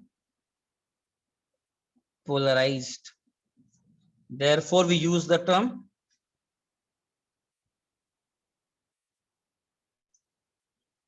polarizability of anion। there is nothing as polarizing power of anion। anion electron है, वो खींचा जा रहा है। अब जितना कटायन में ताकत की खींच लो भाई, मतलब ज्यादा खींचो तो अच्छा बात, ज्यादा कोवेलेंट कैरेक्टर। तो अनायन करता है, अनायन होता है पोलराइज्ड, कटायन करता है पोलराइज। कटायन के लिए टर्म है पोलराइजिंग पावर, अनायन के लिए टर्म है पोलराइजेबिलिटी। अगर मैं बोलूं ये अनायन ज्यादा पोलराइजेबल है, मतलब इसको पोलराइज करना ज्यादा आसान है, मतलब इसको बहकावे में लेना, बहकाना बहुत आसान है, अच्छी अच्छी बातें बोल दो, बहक करके आ जाएगा। वही वाला बात है इस अनायन का, अगर ये ज्यादा पोलराइजेबल है मतलब ज्यादा खींचा चला जा सकता है, उसके इफेक्ट आइडियाज को, थॉट्स को आप ज्यादा पोलराइज कर पा रहे हो। और कटायन पोलराइज करता है। बोलिए कोई डाउट है, स्क्रीनशॉट लीजिए, आगे बढ़ूंगा। हाँ सर, एक मिनट। केमिस्ट्री में बहुत कहानी रहता है, हम लोग भी थक जाते हैं। फिजिकल ठीक है, फिजिकल में क्या है, एक दो प्रॉब्लम दे दो, रेस्ट भी ले लो। बॉन्डिंग में बनाते रहो कहानी कहानी। चलो ले लिया। हाँ सर। Yes sir. अच्छा, अब देखो इसके बाद क्या होता है। सिंपल सा रूल है यार, फैक्टर्स ऑन विच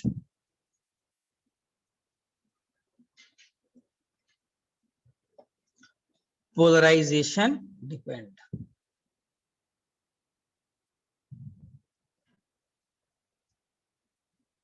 ठीक है, अच्छा, बहुत सिंपल सिंपल फैक्टर्स हैं, और मेरे ख्याल से मैं आप लोग को अगर लिखूंगा तो आप खुद भी समझ जाओगे, खुद से थोड़ा समय लगाना। चलो, पहला मुझे बताओ, पोलराइजिंग पावर किस कटायन का ज्यादा होगा, जिस पर चार्ज ज्यादा है कि जिस पर चार्ज कम है? ऑब्वियस बात है, जिस पर चार्ज ज्यादा है।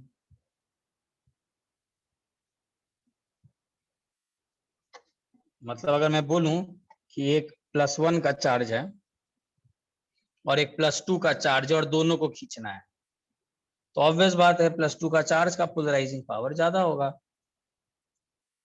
और ज्यादा पोलराइजिंग पावर मतलब किसमें कोवेलेंट कैरेक्टर ज्यादा होगा? कौन आयनिक बॉन्ड, किसका आयनिक बॉन्ड में कोवेलेंट लाइक प्रॉपर्टीज ज्यादा होंगी, बताओ? +2 के। +2 वाला। तो ग्रेटर, हमेशा याद रखना, greater the polarization covalent character, हमेशा, ये तो जनरल रूल है, ठीक है ना। Extent of polarization. ठीक है, जैसे बहुत सिंपल सा क्वेश्चन आता है, जानते हो सिंपल सा क्वेश्चन आएगा, मुझे बताओ किस में ज्यादा पोलराइजेशन, NaCl, NaBr, NaI, बताओ। सभी आयनिक बॉन्ड है, इनमें से कोई कोवेलेंट नहीं है, एक मेटल है एक नॉन मेटल है, कोवेलेंट कोई नहीं है। क्वेश्चन पूछता है फिर भी बताइए इनमें से भी किसमें कोवेलेंट प्रॉपर्टीज ज्यादा है, बताओ। ओ सॉरी, यहाँ पे तो कटायन सेम ही रख दिया मैंने, सॉरी NaCl, उसके बाद क्या करोगे, चलो यार इसका रुको बताता हूँ, एग्जाम्पल देता हूँ, अभी याद नहीं आ रहा है, चलो बताता हूँ। दूसरा देखो इसको, पोलराइजिंग पावर ऑफ कटायन, अच्छा साइज कटायन का छोटा होगा तो पोलराइजिंग पावर ज्यादा होगा कि कम होगा?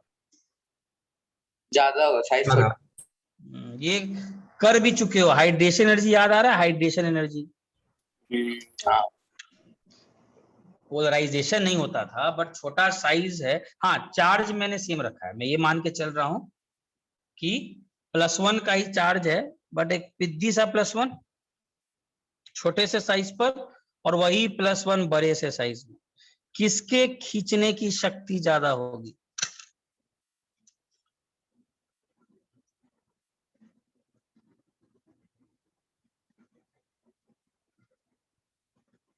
क्लियर है? और यार देखो सिंपल सा बात है, बोलोगे ऐसा क्यों?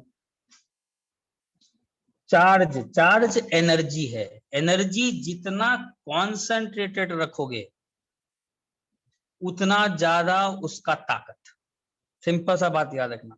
और एनर्जी जितना डिस्पर्स्ड रखोगे लाइफ में उतना ज्यादा उस एनर्जी से कोई काम नहीं करा सकते। अगर काम कराना है तो अपने एनर्जी को कॉन्सेंट्रेट करिए। और हम लोग बोलते भी हैं, बार बार मैं आप एग्जांपल देता हूँ रियल लाइफ का, बोला जाता है कॉन्सेंट्रेशन से पढ़ाई करो, कुछ करना है तो कॉन्सेंट्रेशन ऑफ चार्ज बहुत इंपॉर्टेंट है। फाइनली कंक्लूजन में बोल सकते हैं कि जो पोलराइजिंग पावर है दैट इज प्रोपोर्शनल टू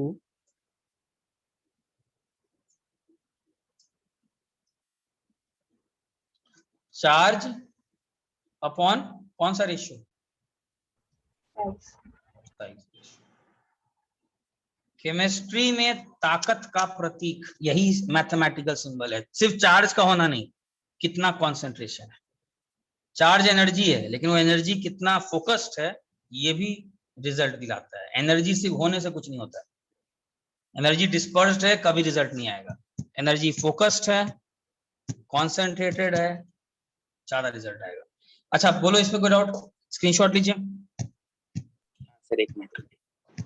ये आपने इसके लिए बताया था ना सर कि एक ऑर्बिटल में अगर इक्वली डिस्ट्रीब्यूट हो गया नॉन हाइब्रिडाइज्ड ऑर्बिटल में तो कुछ लोन पेयर का वैल्यू नहीं रहता क्योंकि डिस्पर्स्ड है वो इलेक्ट्रॉन्स। हाँ एनर्जी कहीं भी डिस्पर्स्ड हो उससे काम निकलवाना बहुत मुश्किल है। हाँ बोलो सर, पर कब कौन सा जीतेगा वो कैसे पता चलेगा हमको? हाँ ये अभी मैं बताऊंगा, अभी जस्ट मैं अभी एक बार जब पूरे फैक्टर्स बताऊंगा एक इंडिविजुअली करके तो बताऊंगा कैसे मालूम पड़ेगा। जैसे अब देखते हैं, मुझे बताओ इस पर तो एक सिंपल सा क्वेश्चन आता है, Be2+ का पोलराइजिंग पावर ज्यादा कि Mg2+ का पोलराइजिंग पावर ज्यादा?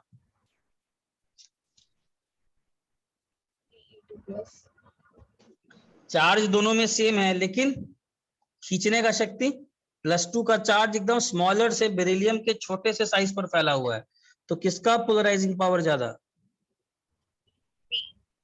P2+। और अगर आप लोग को ध्यान दो तो यार B2+ मतलब BCl2 जो है उसको तो याद है, मेटल होते हुए भी कौन सा बॉन्ड बनाया गया है? कोवेलेंट। कोवेलेंट।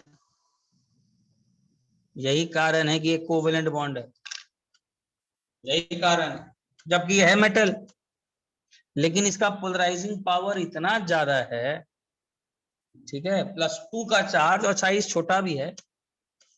जबकि MgCl2 क्या कोवेलेंट है क्या? मत लिख देना MgCl2 को, ऐसे बनाकर मत दिखा देना ऑफलाइन खुलेगा तो सबसे पहले तो मैं मारूंगा झापड़, अगर मिलाई के ऐसा मत बना देना, और दूसरा मेरा बदनामी भी कर दोगे किसी को बोलोगे तो। MgCl2 कैसा है?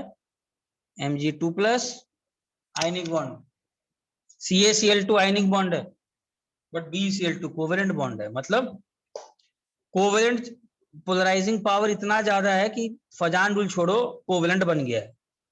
नेक्स्ट पॉइंट पे जा रहा हूं, ठीक है। नेक्स्ट देखिए, चलो नेक्स्ट पार्ट है पोलराइजिबिलिटी, ठीक है। जितना ज्यादा अनायन साइज में बड़ा होगा उतना ज्यादा उसको पोलराइज करना आसान। वाह, कितना अच्छा बात। क्या रीजन देंगे? मतलब तुझसे कोई पूछेगा कि तुम्हारे पास खींचने वाला की बात नहीं कर रहे हैं, अब जो खींचने जो जा रहा है, जैसे I माइनस और F माइनस। यार देखो सिंपल सा बात है, ये आउटर मोस्ट इलेक्ट्रॉन को कटायन खींचता है। आउटर मोस्ट इलेक्ट्रॉन मतलब न्यूक्लियस से ज्यादा दूरी पर है, मतलब खुश तो नहीं है बेचारे, ये अपने ही घर में खुश नहीं है, तो इनको पोलराइज करना थोड़ा ज्यादा क्या होगा, आसान होगा। जो अपने ही सेंटर या अपने ही कोर से बहुत अटैच्ड हो डीपली, उसको पोलराइज करना थोड़ा सा मुश्किल है।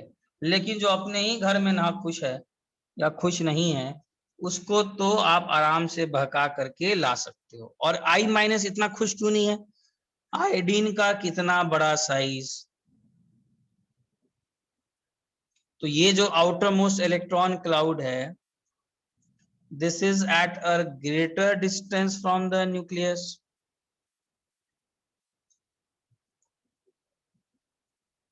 ज्यादा डिस्टेंस होगा न्यूक्लियस से तो क्या होगा,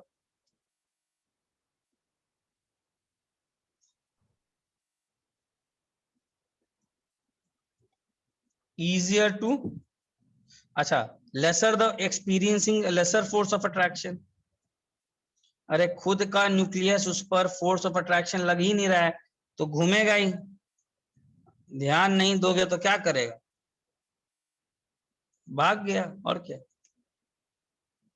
बोला तुम तो हमको रख ही नहीं रहा है, तो कोई दूसरा कटायन आ रहा है, वो लालच दे रहा है, तो चलते हैं उधर ही। outermost electron cloud at a greater distance experiencing therefore easier to polarize. So which is more polarizable?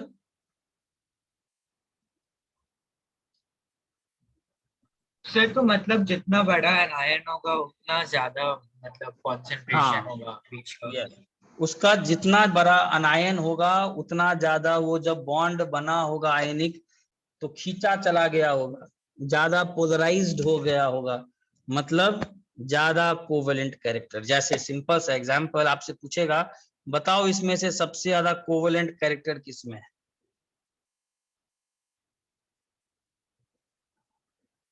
बताइए, इसमें कोवेलेंट सभी आयनिक हैं, बट सबसे ज्यादा कोवेलेंट कैरेक्टर किसमें, बताओ। सबसे ज्यादा पोलराइज करना किसको आसान है? सबके अनायन पर ध्यान दीजिए, ये F माइनस है, Cl माइनस है, Br I माइनस को पोलराइज करना सबसे ज्यादा आसान।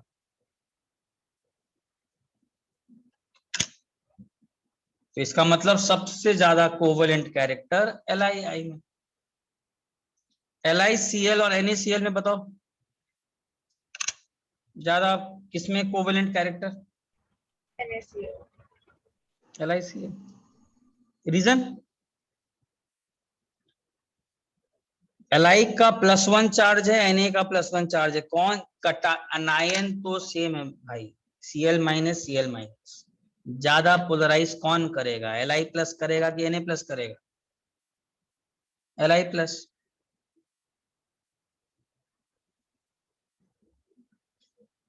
और आप लोग एक चीज बता दूं, LiCl में थोड़ा सा इतना कोवेलेंट कैरेक्टर पाया गया है कि इसको तो ईथर से एक्सट्रैक्ट भी कर लिया जाता है।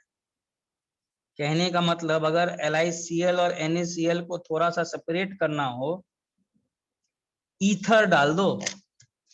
ईथर सुने हो कभी नाम? एक नॉन पोलर सॉल्वेंट है।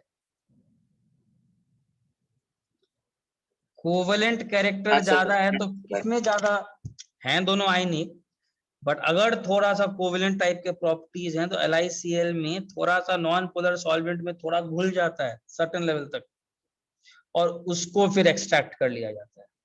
जबकि NaCl अच्छा खासा क्या है, आयनिक है और पानी में ही घुलता है। तो ये भी एक तरीका भी है सेपरेशन का। बोलो कोई डाउट? नहीं सर। चलो स्क्रीनशॉट लीजिए।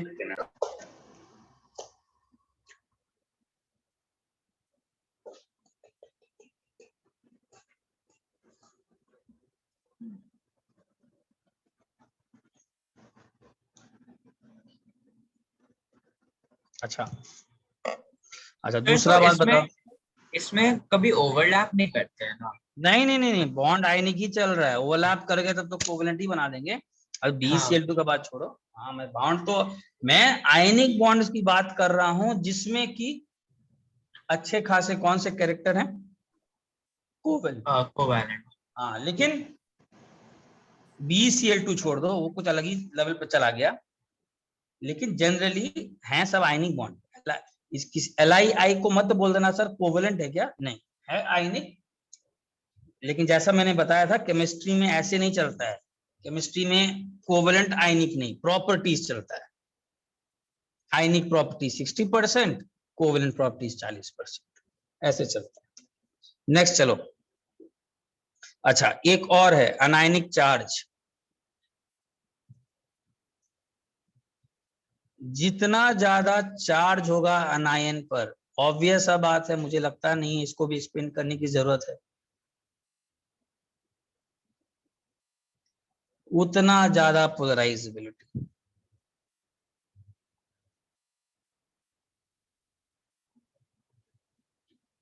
जैसे एग्जांपल तुमसे कोई पूछेगा which is more polarisable, S- -2 ज्यादा पोलराइजेबल है? हाँ बोलो सर। स्क्रीनशॉट लेना, एक सेकंड प्लीज।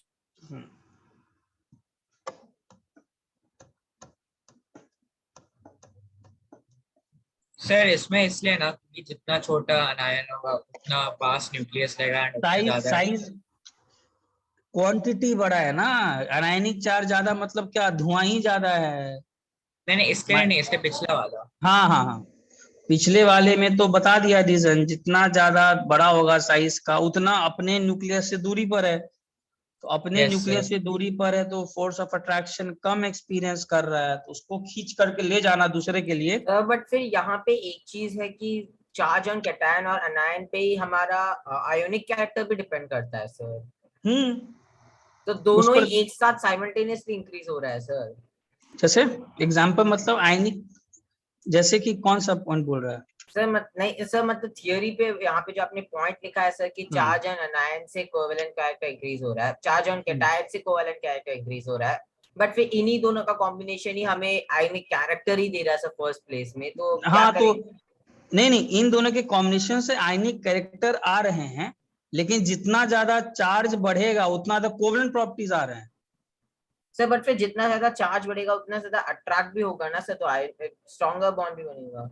हाँ सर तो हम लोग ये बोल सकते हैं कि जितना ज्यादा आयोनिक कैरेक्टर बढ़ेगा उतना ज्यादा कोवैलेंट कैरेक्टर ही बढ़ेगा। अब वो रेशियो कितना भी हो, लेकिन हाँ, मतलब देखो कौन किस रेशियो में बढ़ेगा, अब इसकी बात आ गई ना। ये तो नहीं मालूम ना कौन कितना इफेक्ट से बढ़ रहा है। Yes sir. तो तुमको ये थोड़े ना, मेरा प्रॉब्लम सेटअप ये थोड़े ना है कि कौन कितना बड़ा, मुझे तो ये डिसाइड नहीं करना है। मुझे तो अब ये डिसाइड करना है किसमें कोवेलेंट के प्रॉपर्टीज ज्यादा हैं या किसमें कोवेलेंट के प्रॉपर्टीज कम सर है। जैसे अभी NaCl और MgCl2 में सर, MgCl2 में ज्यादा आयनिक कैरेक्टर है सर, बट इसमें अभी ज्यादा कोवेलेंट कैरेक्टर भी है। नहीं नहीं नहीं, देखो बता रहे हैं, NaCl और MgCl2 में ज्यादा कोवेलेंट कैरेक्टर MgCl2 में ज्यादा है, इसीलिए उसका मेल्टिंग पॉइंट यस कम रहता है। NaCl सर का आपने यहाँ पे ये हाँ, दिखाया था हाँ, सर कि मेल्टिंग पॉइंट में अलग हो जाता है हाँ, क्योंकि तो वो फजान फिर हाँ वही बता रहा हूँ, वो फैक्चुअल पार्ट फिर आपको याद रखना होगा जो GIC में करते हैं। तो दो फैक्टर्स चल रहे हैं, वही मैंने बोला ना, अब ये तो ऑब्जर्वेशन है, कौन किस रेशियो पे जाएगा वो ऑब्जर्वेशन है। तुम्हारा ये तो कभी नहीं पूछ रहा है तुमसे, तुमसे क्या पूछ रहा है, तुमसे क्वेश्चन क्या पूछेगा, NaCl MgCl2 में कोवलेंट कैरेक्टर किसमें ज्यादा, तो वो आपसे पूछ लिया, मुझे फजान रूल लगा कर दिखाइए,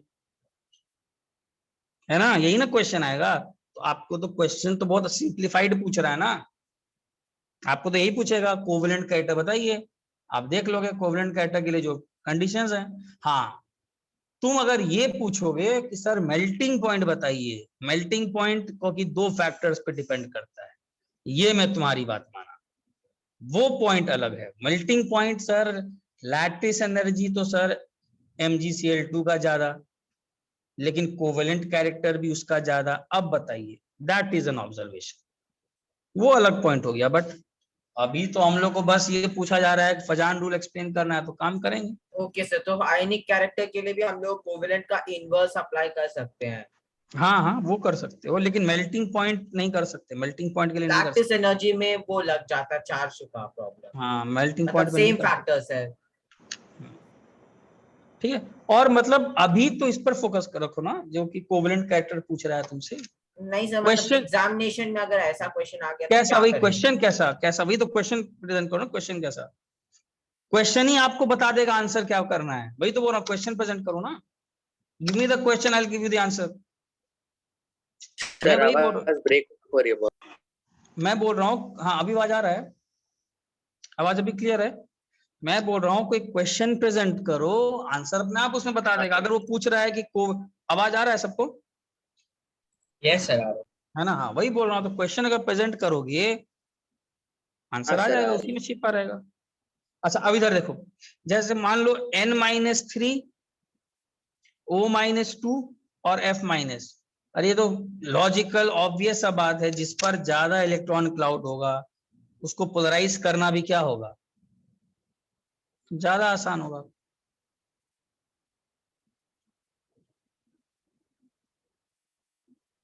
आपसे ऐसे क्वेश्चन पूछता है, देखो क्या,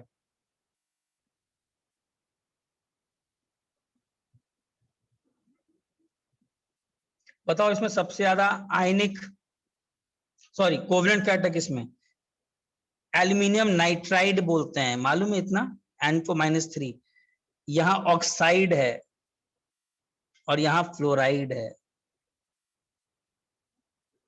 तो किसको पोलराइज करना ज्यादा आसान होगा, N-3 को।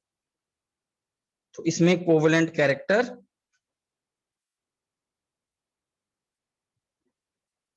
मैक्सिमम। सबको समझ में आया लपाट। और लास्ट देखिए, एक लास्ट फैक्टर है, cation with pseudo noble gas configuration.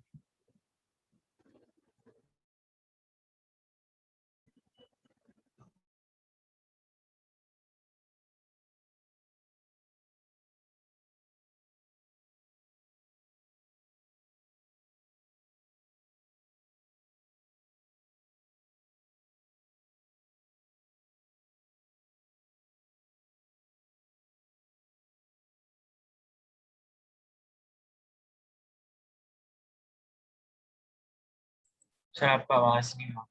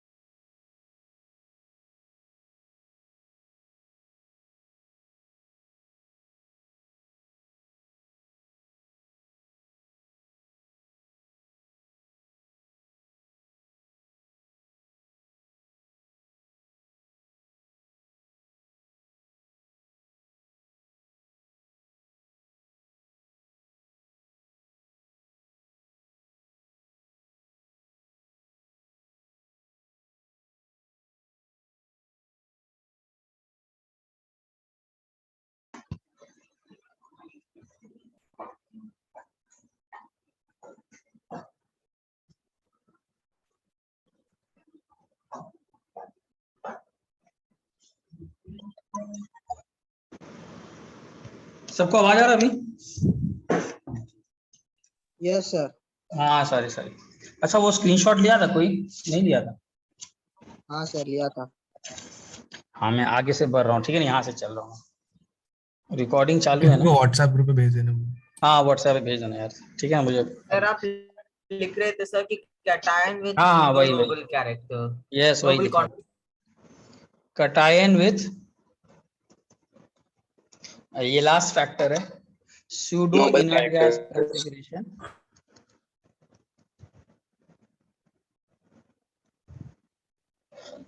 have greater polarizing power than cation with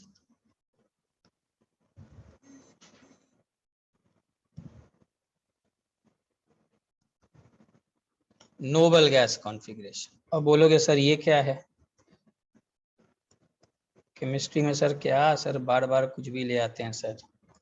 अच्छा अब देखो इसमें क्या है, हाँ, of nearly the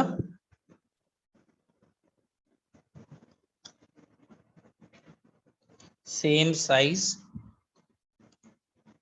end same charge. जैसे वैसा क्या है, नोबल गैस तो मुझे बताने की जरूरत नहीं होनी चाहिए, मुझे ख्याल से नोबल गैस कॉन्फ़िगरेशन तो मालूम होना चाहिए। नोबल गैस कॉन्फ़िगरेशन का मतलब है तुम्हारा क्या, NH2 NP6, हाँ इस टाइप इसमें का। 8 इलेक्ट्रॉन होंगे। हाँ simple, Na+, Ca2+ and so. अच्छा सूडो नोबल गैस कॉन्फ़िगरेशन मतलब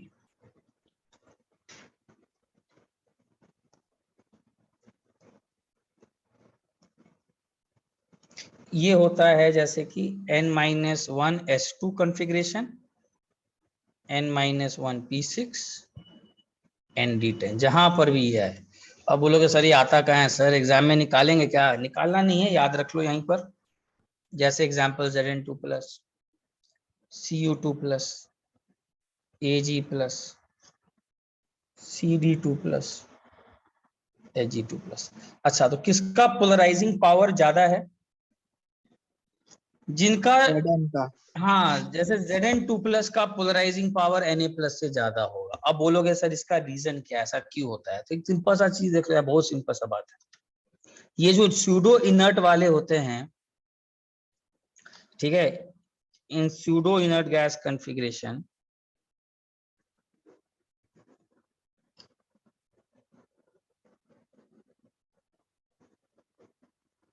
Zn2+ का क्या होगा? Yes NH pseudo inert gas configuration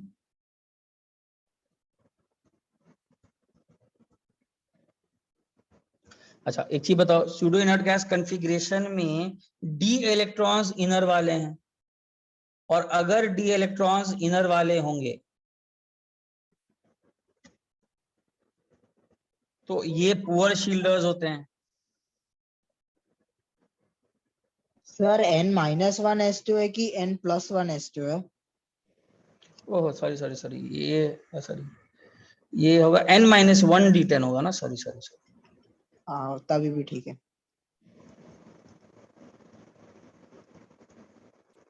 है ना।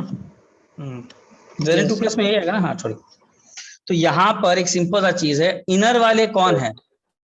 इनर वाले कौन है? डी।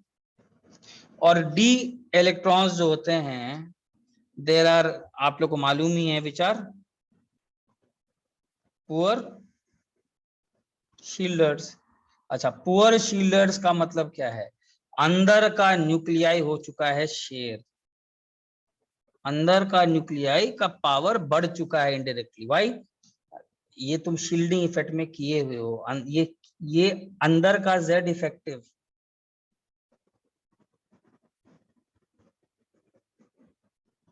इंक्रीज कर जाता है, और Z इफेक्टिव इंक्रीज करेगा तो क्या होगा? अरे किसी बाहर वाले अनायन को अच्छे से क्या करेगा,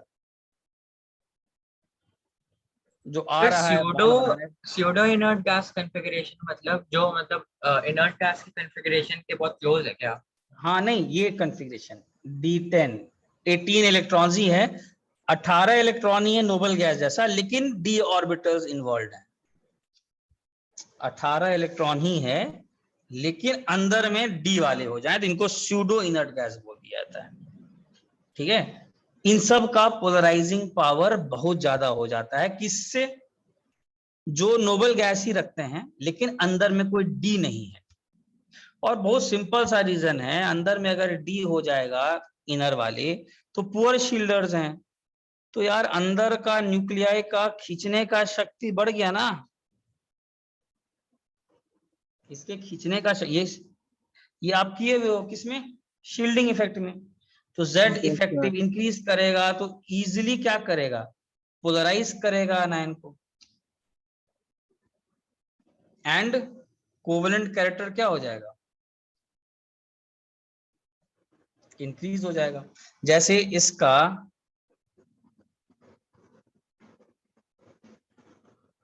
एग्जाम्पल बहुत परफेक्ट है, KCl एंड CuCl, बहुत परफेक्ट एग्जाम्पल है। यहां पर कटायन कौन है? K+, यहां पर कौन है?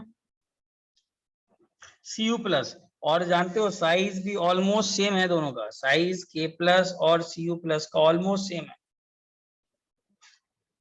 Almost same. KCl का जानते हो मेल्टिंग पॉइंट देखा गया है 776 डिग्री सेंटीग्रेड, और CuCl का मेल्टिंग पॉइंट देखा गया है सिर्फ 425। क्या रीजन होगा? किसमें कोवेलेंट कैरेक्टर ज्यादा है बताओ? किसमें कोवेलेंट कैरेक्टर ज्यादा होगा? Cu, अच्छा ये Cu+ होगा, सॉरी ये Cu+ होगा ना, 3D10 ना, हाँ Cu+। Cu+ में कोवेलेंट कैरेक्टर क्या होगा?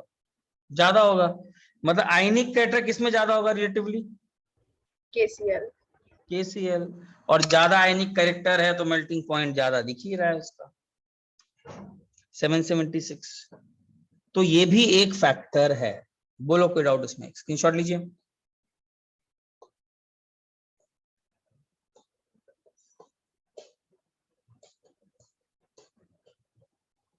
अच्छा Cu+ का क्या बनेगा? Cu+ का मुझे एक चीज याद आ रहा है, हाँ अरे नहीं मैंने पहले ही सही लिखा था ना। Cu+ का क्या बनेगा? Cu+ क्या होगा? 3D10 ना,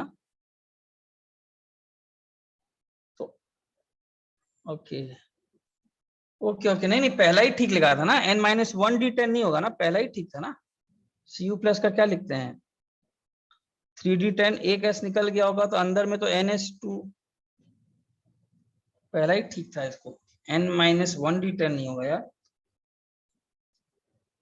मेरे ख्याल से। Zn2+ का कैसे लिखोगे? Zn2+ का, Zn2+ का लिखोगे 3D10, यार पहला ही ठीक था यार मेरे ख्याल से। N-1S2 आएगा।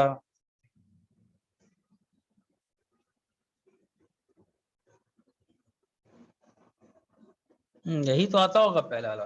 अच्छा यहाँ पर इनर नहीं बोलेंगे, आउटर भी डी इलेक्ट्रॉन्स, यस इनर नहीं बोलेंगे, शायद मैंने ये गलती कर दी है। यस यहाँ पर आउटर वाले डी इलेक्ट्रॉन्स और डी ऑर्बिटल्स क्या हैं? D electrons, these are poor शील्डर्स।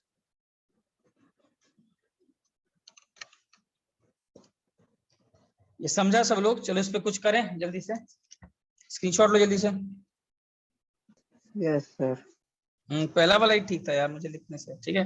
अच्छा हाँ सर, वो मैंने 3D और 4S में कंफ्यूज। हाँ मैंने भी इनर लिख दिया, वो गलत हो गया। डी वाले आउटर मोस्ट हैं तो Z इफेक्टिव बढ़ जाता है। चलो अब देखो इसमें कैसे क्वेश्चंस, स्क्रीनशॉट ले लो। यार देखो सिंपल सा एप्लीकेशंस है। मुझे बताओ पोलराइजेबिलिटी ऑफ अनायन किसका ज्यादा होगा? मैं कुछ क्वेश्चंस करा रहा हूँ।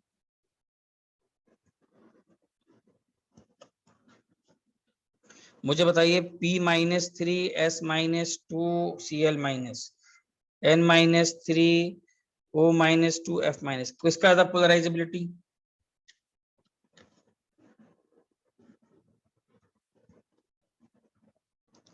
कटायन का पोलराइजिंग पावर बताइए किसका ज्यादा होगा?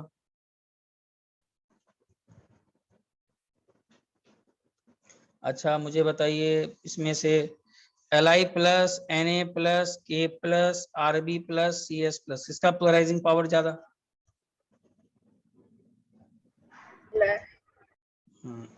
Be2+, Mg2+, Ca2+, Sr2+, Ba2+, बताओ। PEMG CSR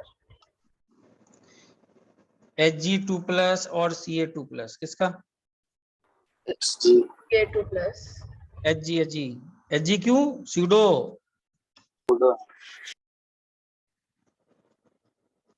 ठीक है, अच्छा।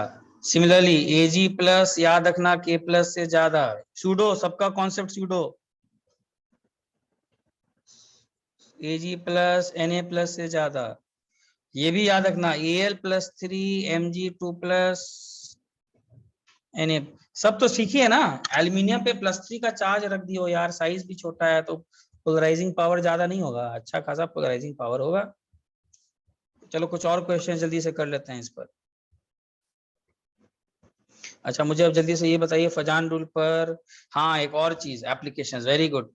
इनमें से सबसे ज्यादा पोलर कौन है बताओ? AgF, AgCl, AgBr, किसमें सबसे ज्यादा कोवलेंट कैरेक्टर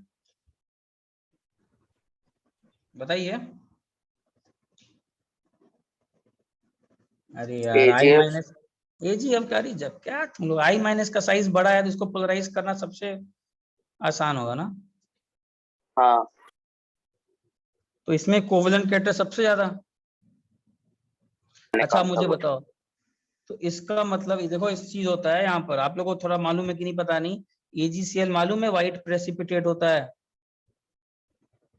नहीं? नहीं सर, नहीं पता. Very good. ये होता है पेल येलो प्रेसिपिटेट, ये होता है डार्क येलो प्रेसिपिटेट।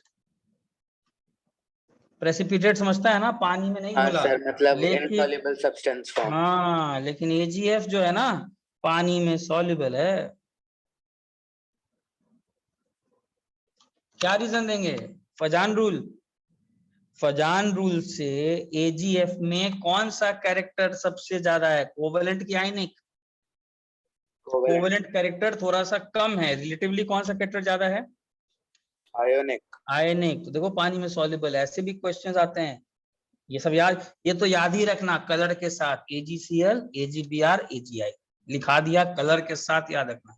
चलो और बता रहा हूं, कभी कभी ये भी पूछता है मेल्टिंग पॉइंट बताओ, तो कोवेलेंट कैरेक्टर जिसमें ज्यादा उसका मेल्टिंग पॉइंट ज्यादा. कोवेलेंट कैरेक्टर ज्यादा, तो यार मेल्टिंग पॉइंट कम होगा ना। कम रहेगा। बट बहुत बड़ा बट है, melting point also depends on ionic bond. yes lattice energy। Lattice. तो ये कुछ भी हो सकता है। बोलोगे सर अब कैसे? तो melting point is dealt separately in GIC। GIC एक चैप्टर है, जनरल इनऑर्गेनिक केमिस्ट्री। बोलोगे सर केमिकल बॉन्डिंग के बाद एक और चैप्टर बचा है? यस, इनऑर्गेनिक है, तो बचा ही है, वो हम लोग करते हैं 12th में। जब आप लोग 12th में जाते हो तो GIC से स्टार्ट करते हैं इनऑर्गेनिक, वहां पर। तो कभी कभी मेल्टिंग पॉइंट से आप दे देते हो फजान रूल से, बट ये कोई सच्चाई नहीं है। जैसे कि मैं एग्जांपल दे देता हूँ, NaCl और MgCl2 बताते समय मैंने बताया था, अगर कोई याद रख रहा हो, लैटिस एनर्जी किसका ज्यादा? MgCl2 का। याद है लैटिस एनर्जी का? वही भूल गया। यस, तो मेल्टिंग पॉइंट भी इसका ज्यादा होना चाहिए था, बट मेल्टिंग पॉइंट किसका ज्यादा? NaCl का। 800 डिग्री सेंटीग्रेड होता है मेल्टिंग पॉइंट। रीजन वही होता है कि MgCl2 में थोड़ा सा आ जाता है पोलराइजिंग पावर। सर तो आप ऐसा एक एग्जांपल दे सकते हो क्या सर, जिसमें पोलराइजिंग पावर कम है बट मेल्टिंग पॉइंट दूसरे का ज्यादा है? जिसमें पोलराइजिंग पावर, हाँ हाँ है सब, ये है। GIC में करेंगे ना, LIH है शायद, वो करोगे, वो मतलब भी अभी नहीं दे पूछेगा। दोगे तो कंफ्यूजन नहीं होगा ना सर कि मतलब कोवेलेंट कैरेक्टर प्रेडोमिनेट करता है कि कोवेलेंट नहीं, लैटिस एनर्जी और इसका है कोवेलेंट कैरेक्टर पे। इस पर देखो कंफ्यूजन, तो इसे मैं बता रहा हूँ। मेल्टिंग पॉइंट तुमसे अभी क्वेश्चन नहीं, अभी देखो फिर सुनो पहले बात, कंफ्यूज खुद ही मत हो, कंफ्यूज खुद ही हो जाओगे तो लोड होगा। मैं बात सुनो, अभी के लिए मेल्टिंग पॉइंट कोई पूछेगा किन फैक्टर्स पर डिपेंड करता है, तो आंसर क्या दोगे? लैटिस एनर्जी पर भी डिपेंड करता है, और किस पर डिपेंड करता है? कोवेलेंट कैरेक्टर, दोनों पे डिपेंड करता है, पहला पार्ट। अब तुम बोलोगे सर कभी कभी लैटिस एनर्जी कभी कभी कोवेलेंट, कैसे पता चलेगा? लीव इट टू जीआईसी, मत जाओ उस चक्कर में, फंस जाओगे। नहीं पूछेगा आपसे, अभी जब पढ़ाया नहीं है तो पूछेगा कि वो बोलोगे सर तो हमसे अभी पूछ दिया तो क्या लगाऊंगा मैं? अगर क्वेश्चन आ गया मेल्टिंग पॉइंट का, अगर अभी क्वेश्चन आ गया तो जनरली स्टैंडर्ड वाले क्वेश्चंस आते हैं। आप अभी के लिए याद रखिएगा, आपको ज्यादातर फजान रूल लगाना है, ठीक है? You will get to know this, otherwise don't get into that trap. कभी कभी कोवेलेंट कैरेक्टर भी जीत जाता है और कभी कभी लैटिस एनर्जी भी जीत जाता है, ये दोनों काम होता है। कोवेलेंट कैरेक्टर वाला नेक्स्ट क्लास अभी क्लिक नहीं कर रहा है शायद, जिसमें पॉली एटॉमिक कौन सा था, MgCl2 था ना शायद, LiH, अच्छा इन दोनों में किसका, LiH और NaH शायद वो एग्जांपल है। ज्यादा लैटिस एनर्जी किसका होगा? लैटिस एनर्जी ज्यादा होगा LiH का ना, है ना? और कोवेलेंट डिस्टेंस कम है, मतलब छोटा साइज है। मेरे ख्याल से यहाँ पर एक है, but I check on this, शायद यहाँ पर ये चेंज होता है। मैं अगले क्लास दे दूंगा इसका एग्जांपल। ये एग्जांपल चाहिए ना एक उल्टा वाला भी? Yes sir. हाँ दे दूंगा नेक्स्ट। मेरे ख्याल से ये एक एग्जांपल है, लेकिन थोड़ा सा इसमें ये आ रहा है, ये स्क्रीनशॉट ले लिए। फजान्स रूल हार जाता है और लैटिस एनर्जी हाँ हाँ जीत मैं जाता समझ है। गया, हाँ मैं समझ गया, दोनों चीज हो सकती है, दोनों चीज हो सकता है, दोनों चीज, ये बात सच है। यहाँ तक तो इसीलिए मैं पहले ही क्लियर कर दूं, दोनों चीजें हो सकती है। फजान रूल भी कभी कभी डिसाइड करता है, कभी कभी melting point lattice energy decide करता है। सर कुछ बट भी ये फिर टोटली ऑब्जर्वेशन पे नहीं है, उसका Yes, डेफिनेट yes. रूल्स है। देखो ये है पूरा ऑब्जर्वेशन। अब टीचर्स लोग क्या किए और साइंटिस्ट लोग किए, इस ऑब्जर्वेशन को उठा करके एक शॉर्टकट बना दिए, जो हम लोग जीआईसी में बता देते हैं। जीआईसी ने मैक्सिमम का एक शॉर्टकट बना दिया है कि ऑब्जर्वेशन को कलेक्ट करके देखा गया है कि यहाँ पर ये लगता है, तो जीआईसी में बता देते हैं, बट है तो टोटल ऑब्जर्वेशन, और दुनिया ही ऑब्जर्वेशन है, क्या ही बताएं। चलो आगे बढ़ रहा हूँ, स्क्रीनशॉट ले लिए। चलो एक और क्वेश्चन, सर एक सेकंड पीछे लीजिए ना। इसका मैं दे दूंगा, एक आंसर दे दूंगा, नेक्स्ट क्लास दे दूंगा इसका आंसर। मुझे अभी लग रहा है ये, but let me check on that. अच्छा मुझे इसमें बताओ सबसे ज्यादा कोवेलेंट कैरेक्टर किसमें होगा, क्वेश्चन आएगा। NaF, Na2O, Na3N, किसमें कोवेलेंट कैरेक्टर सबसे ज्यादा, बताइए।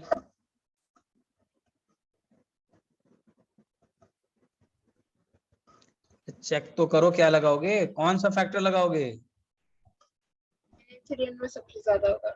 अरे F-O-2N-3 याद आ रहा है factor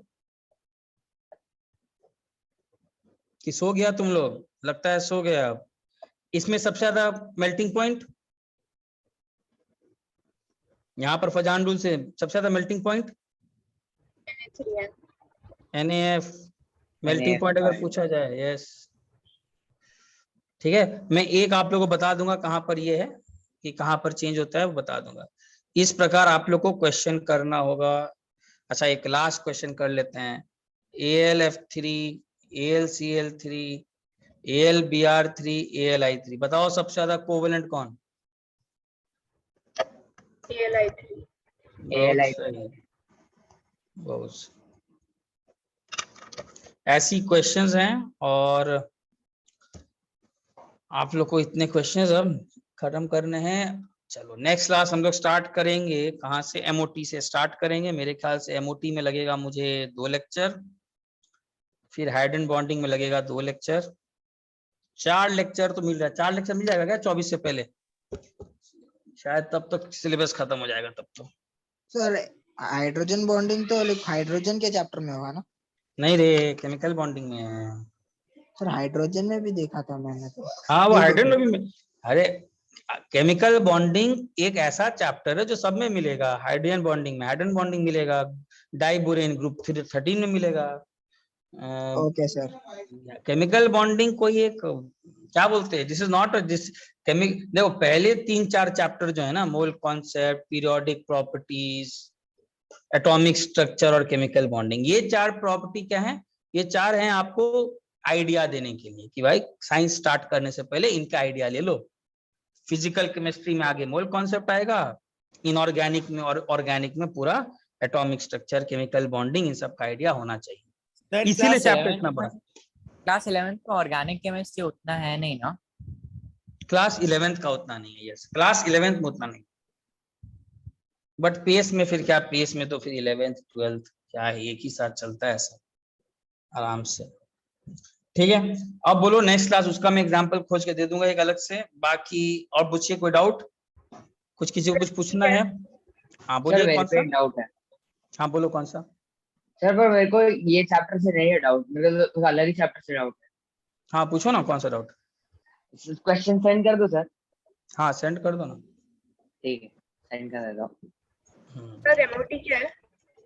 MOT is molecular orbital theory, जो नेक्स्ट क्लास करेंगे। तो मैंने सेंड कर दिया आपको। बहुत सही, जल्दी सेंड कर दिया। कौन से में सेंड किया रे?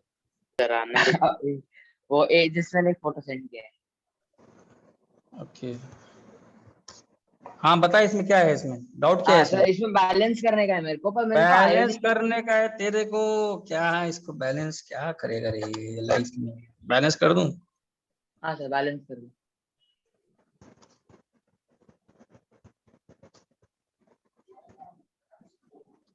अब देख ले, यहाँ 3 लगा दे, बाकी तो कर ही लेगा अब तू। यहाँ 2 लगा दे, हो गया, बैलेंस कर ले। सर नहीं, वो वाला नहीं सर, वो रिडॉक्स के थ्रू करना रहता ना, वो वाला क्वेश्चन है तो। किसके थ्रू करना है तेरे वो को? जो रिडॉक्स रिएक्शन में रहता है ना, अपना आयोनिक वाला जो रहता ओ है, रिडॉक्स, रिडॉक्स आने देना, वो रिडॉक्स वाला आने दे। क्वेश्चन है ये। हाँ रिडॉक्स आने देना फिर। नहीं नहीं, अरे सर वो जो केवीपी वाले में है ना, ये क्वेश्चन है तो इसके लिए मैं, वो मेरे से हो नहीं रहा था सॉल्व, इसके लिए मैं पूछा है क्वेश्चन। नहीं नहीं, तो वो रिडॉक्स का तब तो आइडिया मेरे ख्याल से बहुत डीप चाहिए उसके लिए शायद, तो उतना आता है अभी तो। बैलेंस तो फिर ऐसे करना पड़ेगा, कॉपर 0 मेरे को, से। हाँ मेरे को ऑलमोस्ट सब आता है सर, मतलब मेरे को वो तो आता है, हाँ ये मेरे को आता है जो आप बोल रहे हो, जो आप कर रहे हो, मेरे को पता है ये चीज। तो n+5 से जाएगा तुम्हारा यहाँ पर। अब ये भी चेक करना पड़ता है, यहाँ n+2 में जा रहा है, तो हाँ यहाँ पर। हाँ बोलो। हाँ सर, नहीं आप करो, मैं देख रहा हूँ। हाँ ये बोलना चाह रहा हूँ, कॉपर यहाँ 0 से +2 में जा रहा है, तो यहाँ पर 3, यहाँ पर मुझे कॉपर 0 से +2 में जा रहा है, इसका मतलब कॉपर में कितना का चेंज आ रहा है? 2 इलेक्ट्रॉन का चेंज आ रहा है। और 2 इसमें भी इलेक्ट्रॉन ध्यान का देना, चेंज तुमको आ रहा इतना आता ही नहीं होगा। यहाँ पर n जो है ना, ये भी चेंज कर रहा है, कहीं कहीं चेंज कर रहा है, कहीं कहीं चेंज नहीं कर रहा है। ये तुम अभी, अच्छा तुम एक काम करना, इसमें तुम अलग से ऐसे क्यों नहीं बैलेंस करता है ABCD लेकर के? ABCD लेकर कर ले। अच्छा लॉ ऑफ हाँ ठीक इक्विवेलेंस है, आता वैसे है? करते हैं। लॉ ऑफ इक्विवेलेंस आता है कि वो भी नहीं आता है? क्या सर? लॉ ऑफ इक्विवेलेंस दिव्यन आ रहा है? नहीं लॉ वो ऑफ नहीं आता इक्विवेलेंस। मेरे को। नहीं आता उसमें। हाँ तो अभी छोड़ो, तुम ज्यादा पूछ लिया, अभी टफ है इसको। ये नॉर्मल बैलेंसिंग से नहीं आ रहा वो है, जो नॉर्मल नॉर्मेलिटी बैलेंसिंग। वाला चीज है ना, वो ना सर, जो आप बोल हाँ रहे हो। ये हाँ सर, वो मैं कल परसों सीख के मैं आ सकता हूँ, फिर कल मैं सीख जाऊंगा उसको पूरा, इक्विवेलेंट कॉन्सेप्ट। नहीं देखो, ये जो कॉन्सेप्ट पूछो ये थोड़ा टफ ही है यार, ये थोड़ा टफ है। आई थिंक कि इतना डीप अभी पढ़े नहीं हो, खुद से लग रहा होगा कि पढ़ चुके हैं, बट ये नॉर्मल से अलग है। तो अगर मुझसे पूछोगे सर कैसे करना है, तो मैं तो क्या करूंगा ना, मैं तो वो मेथड लगाऊंगा, A B मान लो और फिर नॉर्मल मैथमेटिक्स लगा कर बैलेंस कर दो। समझा क्या बोला?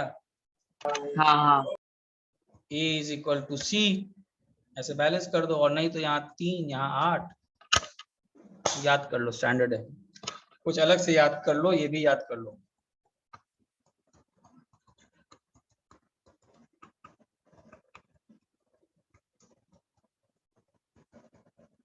ये भी याद कर ले।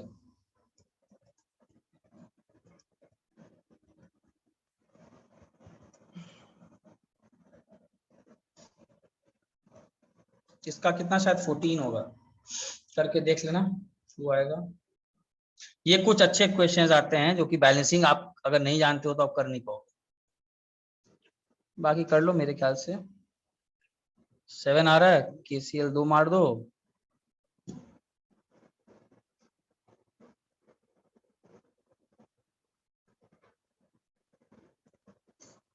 और इसका भी कर लेना, इसका कितना हो जाएगा? इसका सर मैंने कर रखे हैं हाँ हाँ, क्वेश्चन अमर क्या एक्चुअली भी में। कर एक सकते हो, सेकंड, इसका भी कर लेना। ये वाला किया जो आपने ऊपर से, वो वाला ना कि हाँ। K2CR2O7 + 14, हाँ मैंने कर रखा है, ये वाला मेरे को आता है ना। और ये वाला 1 मिनट सर, मेरे को ये नीचे वाला ना एक बार स्क्रीनशॉट ले लेने दो। हाँ इसको भी कर लो, मेरे ख्याल से ये 3 भी कुछ हैं जो कि थोड़े से टफ होते हैं, जो बैलेंस करना मुश्किल होता है, याद ही करके वही, चले क्योंकि जाओ। मैं एक्चुअली वो अपने जीकेसीएच सर भी बोल रहे थे कि इसको रट्टा ही मार लो तुम। हाँ बेटर रहेगा। मैं अभी बोला ना कि अभी तुमको मैं बोला तो अभी समझाने में मुझे खुद ही तुमको लोड आएगा, अभी मैं खुद ही बोल दिया कि इसको याद ही रख लो। ठीक है सर।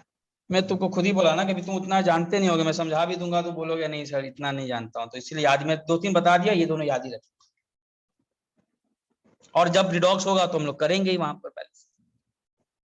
ठीक है ठीक है सर। चलो रखे फिर।